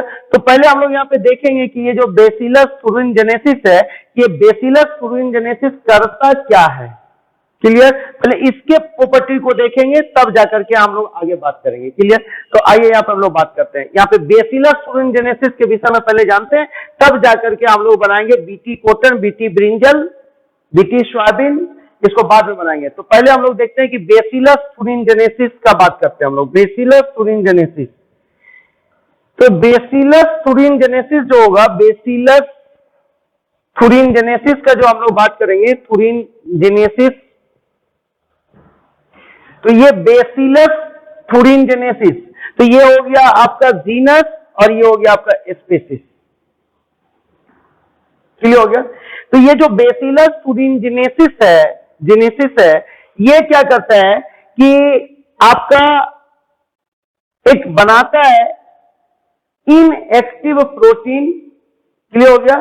जिसको प्रोटॉक्सिन के नाम से जानते हैं, प्रोटॉक्सिन, प्रोटॉक्सिन। ये प्रो वर्ड यदि कहीं लग जाता है आगे में तो इसका नाम हो जाता है इनएक्टिव। तो ये प्रोटॉक्सिन हो गया। तो ये जो प्रोटॉक्सिन है, ये आपका कराई प्रोटीन है जो कि इनएक्टिव फॉर्म है। अब ये प्रोटॉक्सिन जो होता है, ये अल्कलाइन पीएच पे, अल्कलाइन पीएच पे एक्टिव हो जाता है। तो एक्टिव हो जाएगा तो प्रो क्या होगा? हट जाएगा, या सीधे हो जाएगा टॉक्सिन। तो ये बीटी, ये जो बेसिलस थुरिनजेनेसिस है, ये बेसिलस थुरिनजेनेसिस क्या करता है? तो प्रोटॉक्सिन निकालता है, और वो प्रोटॉक्सिन क्या होता है? अल्कलाइन पीएच पे एक्टिव होकर के टॉक्सिन में कन्वर्ट कर जाता है। इसके कारण क्या होता है कि जो इंसेक्ट होगा, निमेटोड्स होगा, उसकी डेथ हो जाएगी। क्लियर? तो अब यहां से हम लोग बात करते हैं क्या होता है। तो बेसिलस थुरिनजेनेसिस के पास में आपका प्रोटॉक्सिन के रूप में निकलता है, यहाँ पे आपका ये कराई प्रोटीन, कराई प्रोटीन। तो ये जो आपका कराई प्रोटीन है, ये इनएक्टिव कराई प्रोटीन, इनएक्टिव कराई प्रोटीन। क्लियर हो गया? अब ये जो इनएक्टिव क्राई प्रोटीन है, ये इनएक्टिव क्राई प्रोटीन अब आपका क्या होगा, ये निकाला कौन है, तो बेसिलस thuringiensis ये इनएक्टिव क्राई प्रोटीन निकाला है। अब इसको यदि कोई इंसेक्ट, कोई निमेटोड यदि खा लेगा तो उसके गट में जो अल्कलाइन पीएच होगा या जो बेसिक पीएच होगा, उस बेसिक पीएच पे ये इनएक्टिव क्राई प्रोटीन क्या होगा, एक्टिव हो जाएगा, सोलुबलाइज होकर के। तो अब क्या होगा कि इसको क्या किया, ये बेसिलस thuringiensis जो है ये इनएक्टिव क्राई प्रोटीन निकाल करके सॉइल में डाल दिया। अब सॉइल में जैसे ही डाला तो सॉइल में जो निमेटोड था या इंसेक्ट था, इस क्राई प्रोटीन को खा गया, यानी फीड कर लिया या ईट कर लिया, ईट कर देते हैं। तो खाने के बाद ये जो इनएक्टिव क्राई प्रोटीन है उस इंसेक्ट के गट में चला गया। ये इनएक्टिव क्राई प्रोटीन अब क्या हो गया, खाने के बाद उसके गट में चला गया, ईटिंग के बाद उसके गट में चला गया। गट में जाने के बाद यहां पे गट का जो अल्कलाइन पीएच है, गट का जो अल्कलाइन पीएच है, बेसिक पीएच है, अल्कलाइन पीएच है जो बेसिक पीएच है, उस बेसिक पीएच में ये जो आपका इनएक्टिव क्राई प्रोटीन है ये एक्टिव हो गया। अब देखिए ये जो एक्स्ट्रा स्ट्रेस था उसको यहां पे हटा दिया, तो अब ये एक्टिव क्राई प्रोटीन हो गया, एक्टिव क्राई प्रोटीन। और ये जो एक्टिव क्राई प्रोटीन है ये अब क्या करेगा, जो इंसेक्ट इसको खाया है उसके गट पे बाइंड करके पोर का फॉर्मेशन कर देगा, उसके गट के साथ बाइंड करके पोर का फॉर्मेशन कर देगा, और जिसके कारण इसका क्या हो जाएगा, इस इंसेक्ट का डेथ हो जाएगा। क्लियर हो गया। एक तो पहले यहाँ पे समरी रूप में बता रहा हूं, फिर यहाँ पे इसका डिटेलिंग करूंगा। तो बेसिलस thuringiensis जो होगा वो बनाता क्या है, इनएक्टिव क्राई प्रोटीन बनाता है। जो इनएक्टिव क्राई प्रोटीन एक्टिव कब होगा, जब उसको अल्कलाइन पीएच मिलेगा तब। और अल्कलाइन पीएच कब मिलेगा, तो जब उसको कोई इंसेक्ट या निमेटोड क्या करे, खा ले, तो खाने के बाद वो क्राई प्रोटीन चला जाएगा कहां पे, तो उस इंसेक्ट निमेटोड के गट में चला जाएगा, और गट में जब जाएगा तो वहां पे मिलेगा अल्कलाइन पीएच, और उस अल्कलाइन पीएच के कारण क्या होगा, वो जो क्राई प्रोटीन होगा जो इनएक्टिव था वो एक्टिव हो जाएगा, और वो इंसेक्ट के गट के साथ बाइंड करके वहां पे पोर का फॉर्मेशन कर देगा, और जिसके कारण उसकी क्या हो जाएगी, डेथ हो जाएगी। कोई डाउट इसमें नहीं। बेसिलस thuringiensis के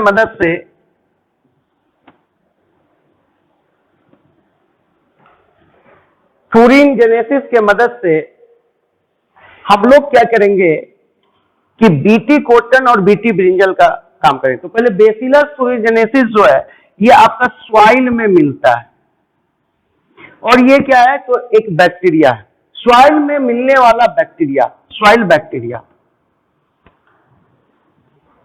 इसको जब देखा गया तो बेसिलस thuringiensis जो है ये आपका एक इनएक्टिव प्रोटीन बनाता है, इनएक्टिव प्रोटीन। और वो जो इनएक्टिव प्रोटीन होता है, ये जो इनएक्टिव प्रोटीन है, इनएक्टिव क्राई प्रोटीन, इसको प्रोटॉक्सिन बोलते हैं। प्रोटॉक्सिन या टॉक्सिन का मतलब हो गया जहर, और प्रो का मतलब हो गया पहले, यानी ये प्रोटॉक्सिन एक्चुअली जहर नहीं है। अब ये जो इनएक्टिव क्राई प्रोटीन है, ये बेसिलस thuringiensis क्या है, ये बना करके सॉइल में डाल दिया। डालने के बाद क्या हुआ कि सॉइल में जब डाला तो इसको फीड कर लिया या ईट कर लिया कौन, तो निमेटोड्स या इंसेक्ट या फ्लाइज या मॉस्किटोस, कुछ भी ईट, कोई भी ईट किया इसको। तो ईट करने से क्या हो गया, ध्यान से सुनिएगा, ईट करने से क्या हो गया, तो यहां पे जो ईटिंग हुई तो ये जो आपका इनएक्टिव क्राई प्रोटीन है वो उसके गट में आ गया। ये आपका गट है, इसके गट में आ गया। अब ये गट में आ गया inactive cry protein, inactive cry protein gut में आ गया, और गट में अल्कलाइन पीएच है। कौन सा पीएच, अल्कलाइन पीएच। तो गट का अल्कलाइन पीएच क्या किया, गट में जो अल्कलाइन पीएच है, ध्यान से देखिएगा, अल्कलाइन पीएच, ये अल्कलाइन पीएच क्या किया, ये जो इनएक्टिव क्राई प्रोटीन है इसको सोल्यूबलाइज कर दिया। और ये जब तक इनसोल्युबल फॉर्मेट में था तब तक ये टॉक्सिन नहीं था, और जैसे ये अल्कलाइन पीएच में गया तो ये सोलेबल हो गया, और सोलेबल हो गया तब जहर हो गया, और घुला हुआ नहीं था तो जहर नहीं था। तो इसका मतलब हो गया कि जो अल्कलाइन पीएच यहां लिखा हुआ है, अल्कलाइन पीएच इस इनएक्टिव क्राई प्रोटीन को सोल्यूबलाइज करके एक्टिव कर दिया, सोल्यूबलाइज करके यानी घुला करके एक्टिव कर दिया। तो यहां पे ये अब आपका बन गया active cry protein, active cry protein. कहां बन गया? तो निमेटोड्स के गट में बन गया, इंसेक्ट के गट में बन गया। क्यों बन गया? तो वो जो इनएक्टिव क्राई प्रोटीन था वो अल्कलाइन पीएच पे क्या हो गया? तो सोलेबल हो गया, अल्कलाइन पीएच पे सोलेबल हो गया। और जैसे वो सोलेबल हुआ इनएक्टिव क्राई प्रोटीन कि वो एक्टिव क्राई प्रोटीन में बदल गया। और एक्टिव क्राई प्रोटीन को केवल आप क्राई प्रोटीन भी लिख सकते हो, क्राई प्रोटीन भी लिख सकते हो,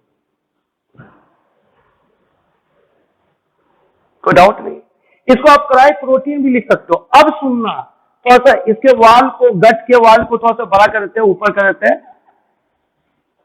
ये ऐसे ऊपर कर दिया, और इसको भी यहां पे थोड़ा सा कर देते हैं। अब ये जो एक्टिव क्राई प्रोटीन हुआ ना, ये एक्टिव क्राई प्रोटीन क्या करेगा? ये गट वाल में बाइंड करेगा। ये this one is the gut वाल।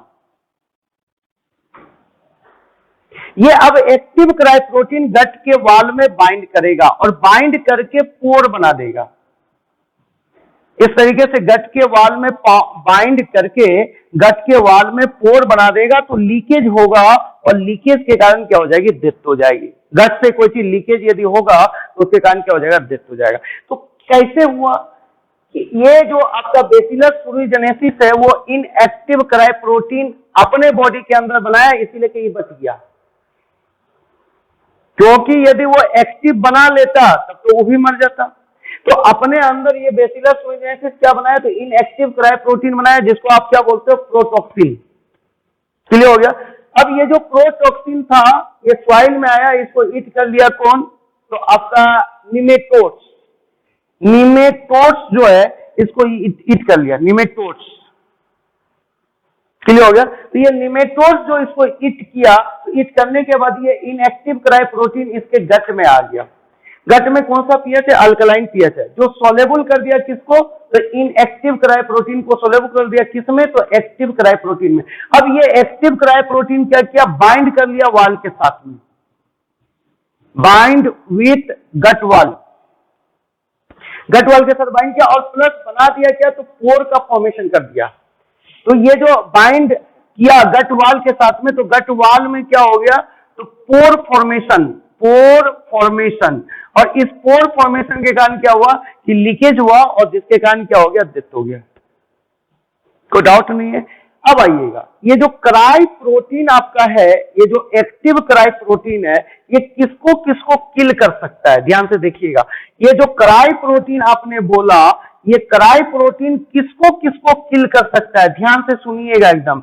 तो क्राई प्रोटीन आपका इंसेक्ट को किल कर सकता है, निमेटोड्स को किल कर सकता है, और किसको किल कर सकता है? तो फ्लाइज को किल कर सकता है, मॉस्किटोज को किल कर सकता है, जो कि इंसेक्ट के अंदर ही आएगा। तो यहां पे ये किल कर सकता है किसको? तो सर्टेन इंसेक्ट जिसको लेपिडोप्टेरेंस बोलते हैं, लेपिडोप्टेरेंस, डॉप्टेरेंस, लेपिडोप्टेरेंस। क्लियर हो गया? ये जो क्राई प्रोटीन है ये लेपिडोप्टेरेंस को किल कर सकता है, जिसके अंदर आएगा इंसेक्ट। और ये जो इंसेक्ट होगा, ये इंसेक्ट होगा tobacco budworm, tobacco budworm and army worm. Tobacco budworms and army worms.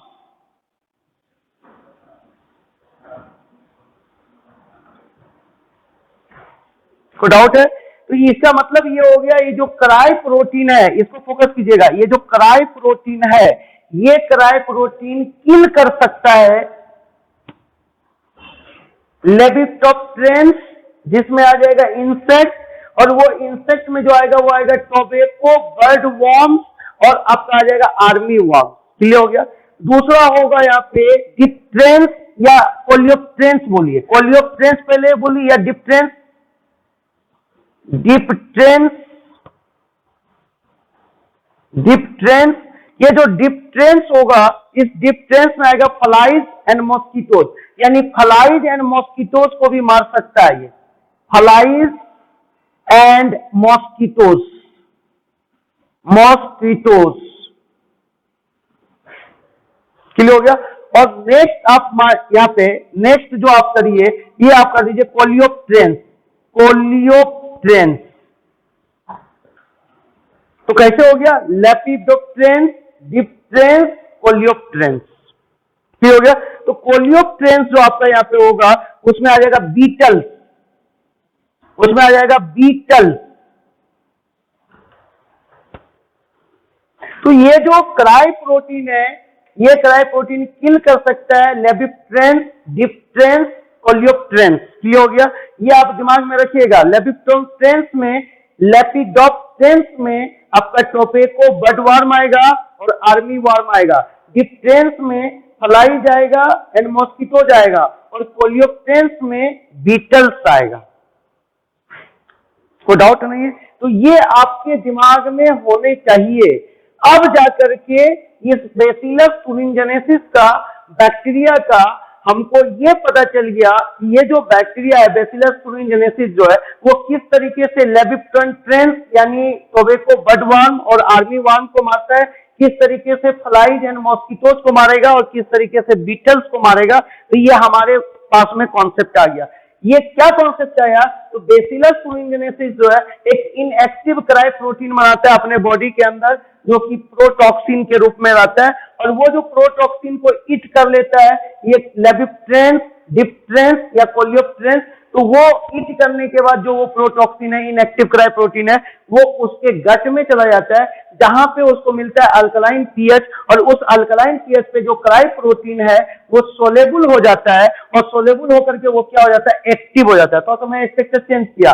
अब देखिए, ये जो स्ट्रक्चर था, तो इसमें इतना पार्ट एक्स्ट्रा लगा हुआ था, जो कि पार्ट यहाँ पे मैं नहीं लगाया। इसका आप समझिए कि इसको मॉडिफाई किया तो ये बन गया, एक्टिव हो गया, और ये एक्टिव क्राई प्रोटीन हो गया। और ये active cry protein bind with the क्या? तो गट वाल, और गट वाल के साथ बाइंड करके पोर का फॉर्मेशन कर दिया गट वाल में। क्लियर? जिसके कारण लीकेज हुआ, और जिसके कारण क्या हो गया? डेथ हो गया। क्लियर हो गया। और इसको कैपेसिटी है इस सबको मारने का। अब इसी के जो ये प्रोटीन बनाया है क्राई प्रोटीन, तो यहीं से क्या करेंगे? बैसिलस thuringiensis से हम लोग क्या करेंगे? क्राई जीन के प्रोटीन को आइसोलेट कर लेंगे। क्राई जीन के प्रोटीन को क्या करेंगे? आइसोलेट करेंगे, और अपने प्लांट में डाल देंगे। किसमें डालेंगे? प्लांट में डाल देंगे। और प्लांट में जैसे ही डालेंगे, तो वो प्लांट जो होगा इतने चीज के लिए क्या हो जाएगा? रेजिस्टेंट हो जाएगा। को डाउट? तो मेरा अब एम होगा, क्योंकि मैंने इसको देख लिया है कि बैसिलस thuringiensis जो है क्राई प्रोटीन बना करके ये ऑर्गेनिज्म को मारता है, तो मैं बस उसी मैकेनिज्म का यूज करूंगा, लेकिन जेनेटिक इंजीनियरिंग के मदद से बैसिलस thuringiensis का जो क्राई जीन है, उस क्राई जीन को वहां से निकाल करके पुट कर दूंगा प्लांट में, और जिस प्लांट में पुट करूंगा तो उस प्लांट का नाम हो जाएगा बीटी। क्यों? तो जीन, क्राई जीन मैं वहां पे ट्रांसफर किया, तो क्राई जीन जैसे ही ट्रांसफर किया, तो क्राई जीन लाया कहां से? बैसिलस thuringiensis से, इसलिए करके बैसिलस का बी ले लिया, और thuringiensis का टी ले लिया, तो इसलिए करके वो हो जाएगा बीटी प्लांट। अब सोयाबीन में डालोगे तो बीटी सोयाबीन, कॉटन में डालोगे तो बीटी कॉटन, ब्रिंजल में डालोगे तो बीटी ब्रिंजल। अब कैसे डालेंगे इसको देखते हैं। तो इसको थोड़ा सा याद रखने का सबसे अच्छा तरीका है, क्राई का मतलब होता है रोना या चिल्लाना। क्राई का मतलब यहाँ पे आप क्या? रोना या चिल्लाना। तो क्राई मतलब चिल्लाना। तो चिल्लाएगा कब? तो ये क्या करेगा? ये जो नाम से है, देखिए बैसिलस thuringiensis, तो आप देखते हैं घरेलू भाषा में बोलते थुरना। थुरना का मतलब क्या होता है? मारना।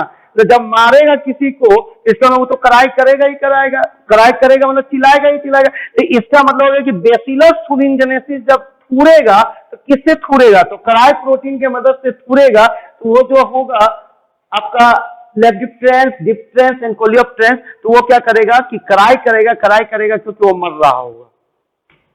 क्लियर हो गया? कोई डाउट इसमें नहीं है। तो अब आइए हम लोग इसके अगले कॉन्सेप्ट को यहां पे क्लियर करते हैं। बेसिलस थूरिनजेनेसिस से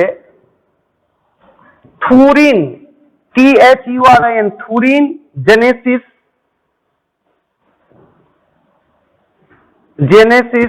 से आप क्या करोगे? थूरिन जेनेसिस से आप क्या करोगे? क्राई प्रोटीन निकालोगे। बेसिलस थूरिन जेनेसिस, क्लियर हो गया? इस बेसिलस थूरिन जेनेसिस से आप क्राई प्रोटीन के जो जीन है उसको आइसोलेट करोगे। क्राई प्रोटीन बनाने का जीन, प्रोटीन का जीन को आइसोलेट करोगे।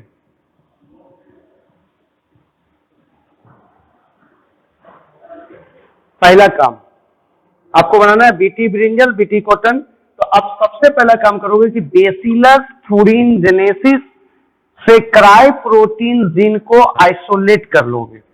क्लियर? अब ये आप कर लिए आइसोलेट। आइसोलेट करोगे तो इस आइसोलेट वाला जो क्राई प्रोटीन जीन है इसको हमको डालना है प्लांट के अंदर। तो प्लांट के अंदर जब डालोगे तो प्लांट के अंदर यदि डालना है तो उसके लिए बैक्टीरिया यूज किया जाएगा, एग्रोबैक्टीरियम टूमीफेसियन।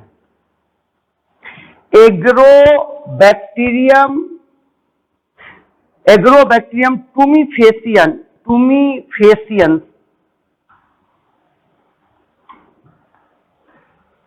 ये हो गया। और ये जो एग्रोबैक्टीरियम टूमीफेसियन है, यही एग्रोबैक्टीरियम टूमीफेसियन के पास में प्लाज्मिड होता है, जिस प्लाज्मिड का नाम है TI प्लाज्मिड। क्लियर हो गया? तो एग्रोबैक्टीरियम टूमीफेसियन के पास में एक प्लाज्मिड होता है। इस एग्रोबैक्टीरियम टूमीफेसियन के पास में प्लाज्मिड होता है, प्लाज्मिड। उस प्लाज्मिड का नाम है TI प्लाज्मिड। TI plasmid. और ये जो TI प्लाज्मिड होता है ना, ये जो TI प्लाज्मिड होता है ये लार्जर साइज का प्लाज्मिड होता है। और इस प्लाज्मिड का जो स्ट्रक्चर होगा, ध्यान से देखिएगा यहां पे, ये एक TI प्लाज्मिड मैं बना रहा हूं, थोड़ा सा बड़ा करके थोड़ा सा क्लियर बनाऊंगा।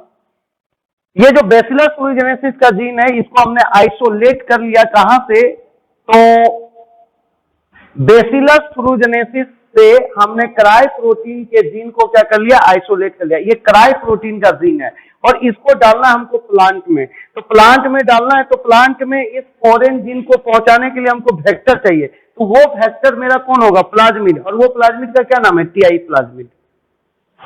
उस प्लाज्मिड का नाम तो पहले TI प्लाज्मिड की भी जानकारी हमारे पास में होना चाहिए। तो ये TI प्लाज्मिड क्या होता है? तो एक लार्ज साइज का प्लाज्मिड है, ध्यान से देखिएगा। एक लार्ज साइज का ये प्लाज्मिड होगा, ध्यान से आप देखिएगा।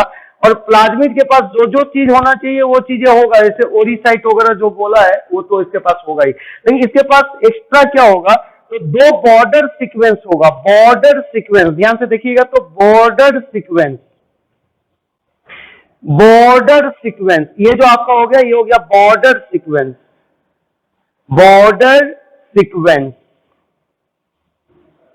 क्लियर हो गया? तो दोनों साइड आपके पास में बॉर्डर सीक्वेंस है, जहां से क्या होगा? कट होगा। और ये वाला पार्ट जो है, ये पार्ट निकल करके प्लांट के DNA के अंदर इंसर्ट कर जाएगा। ये जो आपका TI प्लाज्मिड है, इस TI प्लाज्मिड से क्या होगा कि ये जो फ्रेगमेंट होगा, 2 बॉर्डर सीक्वेंस के बीच में जो फ्रेगमेंट होगा, जो टुकड़ा होगा, ये कट करके चला जाएगा कहां पे? तो प्लांट के DNA के अंदर। तो इस लेकर के ये जो यहां से TI प्लाज्मिड से ये जो DNA है ये ट्रांसफर होकर के प्लांट के अंदर चला जाता है, इस लेकर के इसका नाम है tDNA, ट्रांसफर DNA। तो फिर इसका नाम TI प्लाज्मिड क्यों है? तो T से यहां ट्रांसफर नहीं है, T से यहां ट्यूमर, I से इंड्यूसर प्लाज्मिड, और ये जस्ट कैंसर है। ये जो ट्यूमर है ये क्या है? कैंसर, यानी abnormal growth of the cell होगा और यहाँ पे ये जो टीआई प्लाज्मिड होगा ये कैंसर काउज करवा देगा प्लांट में। क्लियर हो गया? लेकिन ये जो टीआई प्लाज्मिड है, इस टीआई प्लाज्मिड के पास में दो बॉर्डर सीक्वेंस है, दोनों जगह कट होगा और ये जो पार्ट है ये कट करके कहां चला जाएगा? प्लांट के अंदर। लेकिन इस प्लाज्मिड को ये कैपेसिटी नहीं है। अब ये टीआई प्लाज्मिड जो होगा ये प्रेजेंट होगा एग्रोबैक्टीरियम टूमीफेसियन में। तो वो प्लाज्मिड आपका कहां है? एग्रोबैक्टीरियम टूमीफेसियन में। और एग्रोबैक्टीरियम टूमीफेसियन क्या करेगा? टीआई प्लाज्मिड के बॉर्डर सीक्वेंस से कट करके इस टी डीएनए को काट करके प्लांट के डीएनए के अंदर इंसर्ट करवा देगा। किसके अंदर इंसर्ट करवा देगा? प्लांट के डीएनए के अंदर। तो जब भी आपको प्लांट के डीएनए के अंदर किसी फॉरेन डीएनए को इंसर्ट कराना है तो आप प्लाज्मिड यूज कीजिए, टीआई प्लाज्मिड। और उस टीआई प्लाज्मिड का होस्ट होगा एग्रोबैक्टीरियम टूमीफेसियन। इस टीआई प्लाज्मिड का जो होस्ट होगा उसका नाम होगा एग्रोबैक्टीरियम टूमीफेसियन। कोई डाउट है? तो जब भी आपको कभी कोई बोले कि प्लांट के अंदर मेरे को फॉरेन डीएनए को इंसर्ट करवाना है तो सबसे पहले फॉरेन डीएनए को कैरी करने वाला वेक्टर ले लीजिए जिसका नाम हो जाएगा टीआई प्लाज्मिड। और उस टीआई प्लाज्मिड को क्या कीजिए?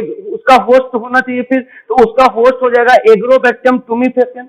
यानी अब एग्रोबैक्टीरियम टूमीफेसियन के अंदर यदि उस प्लाज्मिड को आप डाल दोगे तो वो एग्रोबैक्टीरियम टूमीफेसियन के अंदर यदि उस प्लाज्मिड को डाल दोगे तो जो तुम फॉरेन डीएनए यहाँ पे डाले होगे वो डीएनए प्लांट के अंदर चला जाएगा। मैं अभी आपको एग्जांपल लेके समझा देता हूँ।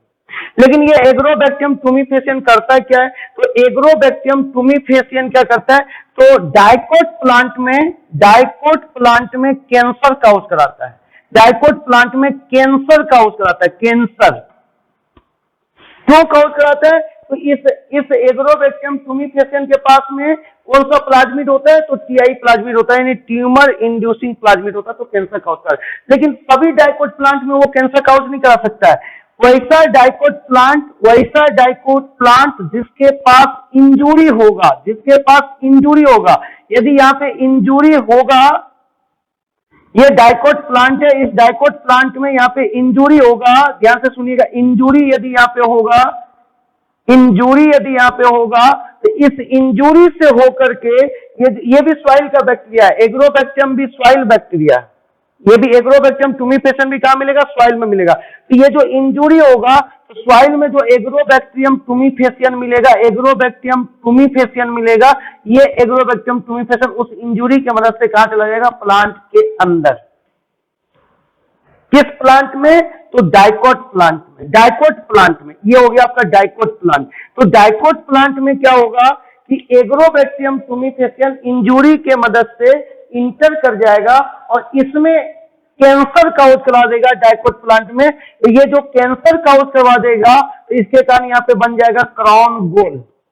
कौन सा डिजीज हो जाएगा? क्राउन गोल डिजीज हो जाएगा। इसको क्राउन गोल डिजीज हो जाएगा। ये थोड़ा मैं बाद में भी आपको बता दूंगा क्लियर ये इसके विषय में। और अभी मेरा मेन फोकस ये है कि हमको क्या करना है कि बेसिलस thuringiensis के क्राई प्रोटीन बनाने वाले जीन को प्लांट में ट्रांसफर करना है। तो उसके लिए मेरे को अभी मिल गया है क्या? तो वेक्टर मिल गया है और उस वेक्टर का नाम है टीआई प्लाज्मिड और होस्ट मिल गया है जिसका नाम है एग्रोबैक्टीरियम टूमीफेसियन। तो मेरे को अभी ये मतलब है ये क्राउन गोल डिजीज एग्रोबैक्टीरियम टूमीफेसियन डाइकोट प्लांट में कैसे करवाता है, ये मैं आपका एग्रोबैक्टीरियम टूमीफेसियन का बात कर रहे थे। तो थोड़ा सा पहले एग्रोबैक्टीरियम टूमीफेसियन के विषय में हम लोग जान लेते हैं। एग्रोबैक्टीरियम टूमीफेसियन तो एग्रोबैक्टीरियम टूमीफेसियंस जो आपका है, ये जो बैक्टीरिया है, ये बैक्टीरिया प्लांट में क्राउन गोल डिजीज काउज कराता है। सबसे पहले ये आपको बता दिया क्राउन गोल डिजीज।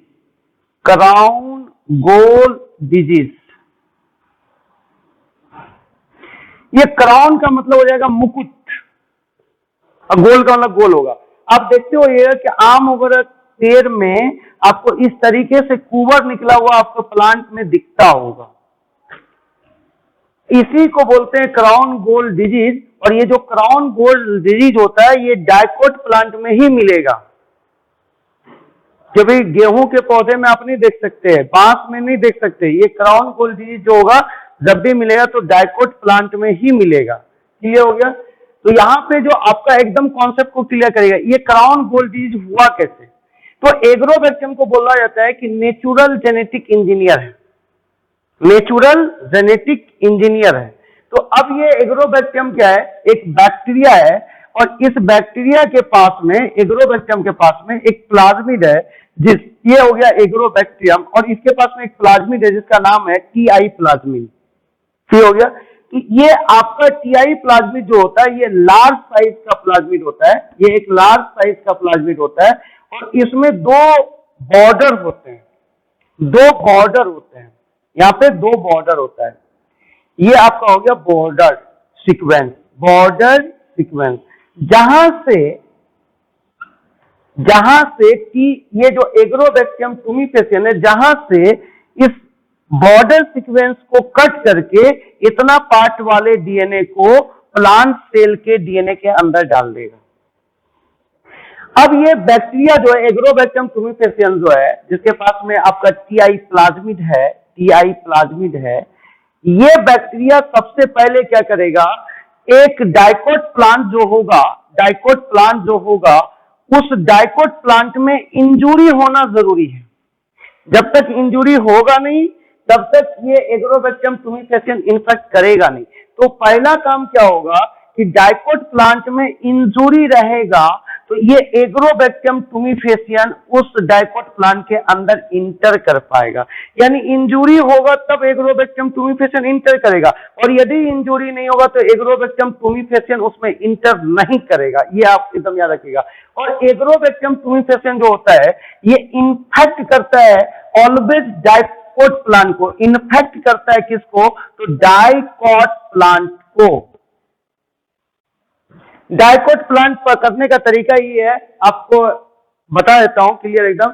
जिसका पत्ता ऐसे ले करके आप यदि लाइट में देखोगे तो उसमें आपको उस पत्ते में यदि रेटिकुलेट वेनेशन दिखेगा, रेटिकुलेट यानी जाली नुमा यदि वेनेशन आपका दिखेगा तो आप उस प्लांट को बोलते हो डाइकोट प्लांट। ऐसे कोटिलीडन से भी पता चल जाता है, सिंगल कोटिलीडन होगा तो मोनोकोट हो जाएगा, दो कोटिलीडन होगा तो डाइकोट होगा। लेकिन पत्ता देख लेने से आसानी हो जाता है। अब सीड को खोल के देखना है कि दो कोटिलीडन है कि एगो, तो ये थोड़ा टफ हो जाता है। लेकिन पत्ता ऐसे निकाले और डायरेक्ट लाइट के पास यदि आप देखें तो उसमें यदि रेटिकुलेट वेनेशन है, जाली नुमा है, तो वो डाइकोट हो जाएगा, और यदि पैरेलल वेनेशन होगा तो वो मोनोकोट हो जाएगा। और जो एग्रोबैक्टीरियम टुमिफेसियन है ये इन्फेक्ट करेगा किस प्लांट को, तो डाइकोट प्लांट को ही इन्फेक्ट करे। लेकिन कैसा डाइकोट प्लांट, जिसमें कि इंजुरी हो, बिना इंजुरी का ये कभी इन्फेक्ट कर ही नहीं सकता। क्लियर हो गया? कोई डाउट नहीं है। तो अब ये जो बैक्टीरिया है एग्रोबैक्टीरियम टुमिफेसियन इस डाइकोट प्लांट के अंदर चला गया, तो ये करेगा क्या, ध्यान से देखिएगा। तो ये क्या करेगा, इसको आप मानिए कि ये डाइकोट प्लांट के अंदर में इंटर किया हुआ है। क्लियर? अब ये क्या करेगा कि ये एग्रोबैक्टीरियम टुमिफेसियन यहां से ये जो आपका फ्रेगमेंट है बॉर्डर सीक्वेंस के बीच में जो सीक्वेंस है इसको बोलते हैं टीडीएनए। टीडीएनए इसलिए बोलते हैं क्योंकि ये जो बैक्टीरिया एग्रोबैक्टीरियम टुमिफेसियन इस बॉर्डर सीक्वेंस से कट करेगा और इस पार्ट को ले आकर के प्लांट सेल के डीएनए के अंदर इंसर्ट करवा देगा। क्लियर हो गया? तो यहाँ ये बैक्टीरिया को आप किसके अंदर इमेजिन कर रहे हैं, इस प्लांट के अंदर इमेजिन कर रहे हैं, ये आपको मानना है, मैं आपको बता दिया। तो ये जो बैक्टीरिया आपका है वो प्लांट के अंदर आया हुआ है, वो बैक्टीरिया इस प्लांट के अंदर आया हुआ है जिसके पास में टीआई प्लाज्मिड है। क्लियर हो गया? और अब यहां से क्या होगा कि ये जो टीआई प्लाज्मिड, ये बैक्टीरिया इस प्लांट के अंदर आ गया जिसके पास में टीआई प्लाज्मिड है, तो यहां से क्या होगा, ये जो प्लांट के सेल होंगे और प्लांट के सेल में न्यूक्लियस होगा और न्यूक्लियस के अंदर क्रोमोसोम होगा और क्रोमोसोम जो होगा वो डीएनए का बना हुआ होगा। क्लियर हो गया? ये जो क्रोमोसोम होगा ये क्रोमोसोम डीएनए का बना होगा, ये क्रोमोसोम होगा न्यूक्लियस के अंदर और ये क्रोमोसोम जो है ये आपका डीएनए का बना हुआ है। कोई डाउट नहीं है? तो अब क्या होगा, अब ये जो एग्रोबैक्टीरियम टुमिफेसियन इस प्लांट के अंदर आया है वो क्या करेगा कि वो बॉर्डर सीक्वेंस को कट करेगा, ये बॉर्डर सीक्वेंस को कट करेगा और इस पार्ट को ले आकर के इस प्लांट के डीएनए के अंदर इंसर्ट करवा देगा। यानी यहां से ये बॉर्डर सीक्वेंस को कट करेगा, यहां से कट करेगा और इस पार्ट को इसके अंदर इंसर्ट करवा देगा। क्लियर हो गया? तो प्लांट सेल के अंदर इंसर्ट करवा दिया। अब यहाँ पे ध्यान से सुनिएगा, ये टी डीएनए ये वाला जो पार्ट है, इस पार्ट को ट्रांसफर कर दिया किस में? तो प्लांट के सेल के डीएनए में, तो इसलिए कि उसका नाम पड़ गया टी डीएनए। यानी टीआई प्लाज्मिड का वो फ्रेगमेंट जो कि उस प्लाज्मिड से निकल करके प्लांट में ट्रांसफर हुआ, इसलिए कि उसका नाम पड़ गया टी डीएनए। तो इसका मतलब ये हो गया कि ये जो आपका टी डीएनए वाला पार्ट है, ये प्लांट के डीएनए के अंदर जाकर के इंसर्ट कर गया। तो यहाँ पे भी बड़ा करके दिखाते हैं। तो ये फ्रेगमेंट यहाँ से टूटा और ये फ्रेगमेंट जाकर के प्लांट सेल का जो डीएनए था, प्लांट सेल का डीएनए जो था, ये ब्लू कलर से प्लांट सेल का डीएनए मैं आपको दिखा रहा हूं, ये प्लांट सेल का डीएनए, ये दिख रहा होगा, ये प्लांट सेल का डीएनए इस डीएनए के अंदर जाकर के इंसर्ट कर गया। तो इसके अंदर डीएनए आ गया। मैं इसको ब्लैक से दिखा दे रहा हूं। ये जो आपका टी डीएनए वाला पार्ट है, इसको मैं ब्लैक से कर दिया, ध्यान से देखिएगा, इसको मैं ब्लैक से कर दिया, ये आपका ब्लैक से किया इसको। ये वाला पार्ट जो है, ये प्लांट के डीएनए के अंदर जाकर के इंसर्ट कर गया। तो ये जो ब्लू वाला पार्ट है, ये प्लांट का डीएनए है और ये जो बीच में इंसर्ट किया है, इसको टी डीएनए बोलेंगे।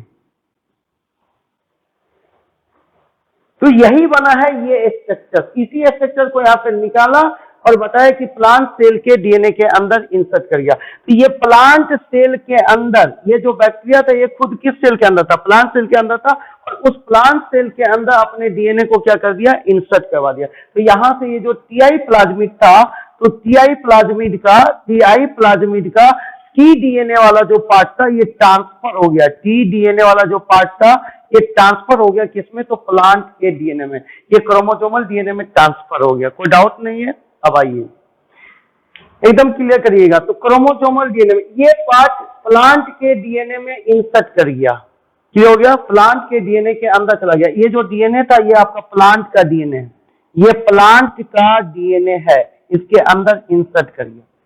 अब इंसर्ट करने के बाद इस सेल में क्या चेंजिंग करेगा? तो ये जो टी डीएनए आपका है, इस टी डीएनए के पास में ओपाइन बनाने का जीन है। ओपाइन, ये जो ओपाइन है, ये एग्रोबैक्टीरियम टुमिफोसियन का भोजन है। उसके बाद इसके पास में साइटोकाइनिन का जीन है। साइटोकाइनिन का जीन है जो एक प्लांट हार्मोन है, और इसके पास में ऑक्सिन का भी जीन है जो कि एक प्लांट हार्मोन है। इसका मतलब बैक्टीरिया भी फाइटो हार्मोन बना रहा है, प्लांट हार्मोन का फॉर्मेशन कर रहा है। अब इसके पास में ये जीन है। तो ये जो साइटोकाइनिन है, ये मैं आपको बता रखा हूं कि ये सेल डिवीजन कराता है। साइटोकाइनिन और ऑक्सिन मिल के सेल डिवीजन में भाग लेता है। ऑक्सिन कैरियोकाइनेसिस करता है, यानी न्यूक्लियस का डिवीजन करा देता है, और साइटोकाइनिन क्या करता है कि साइटोकाइनेसिस करवा देता है। तो इस तरीके से एक सेल से दो सेल का फॉर्मेशन हो जाता है।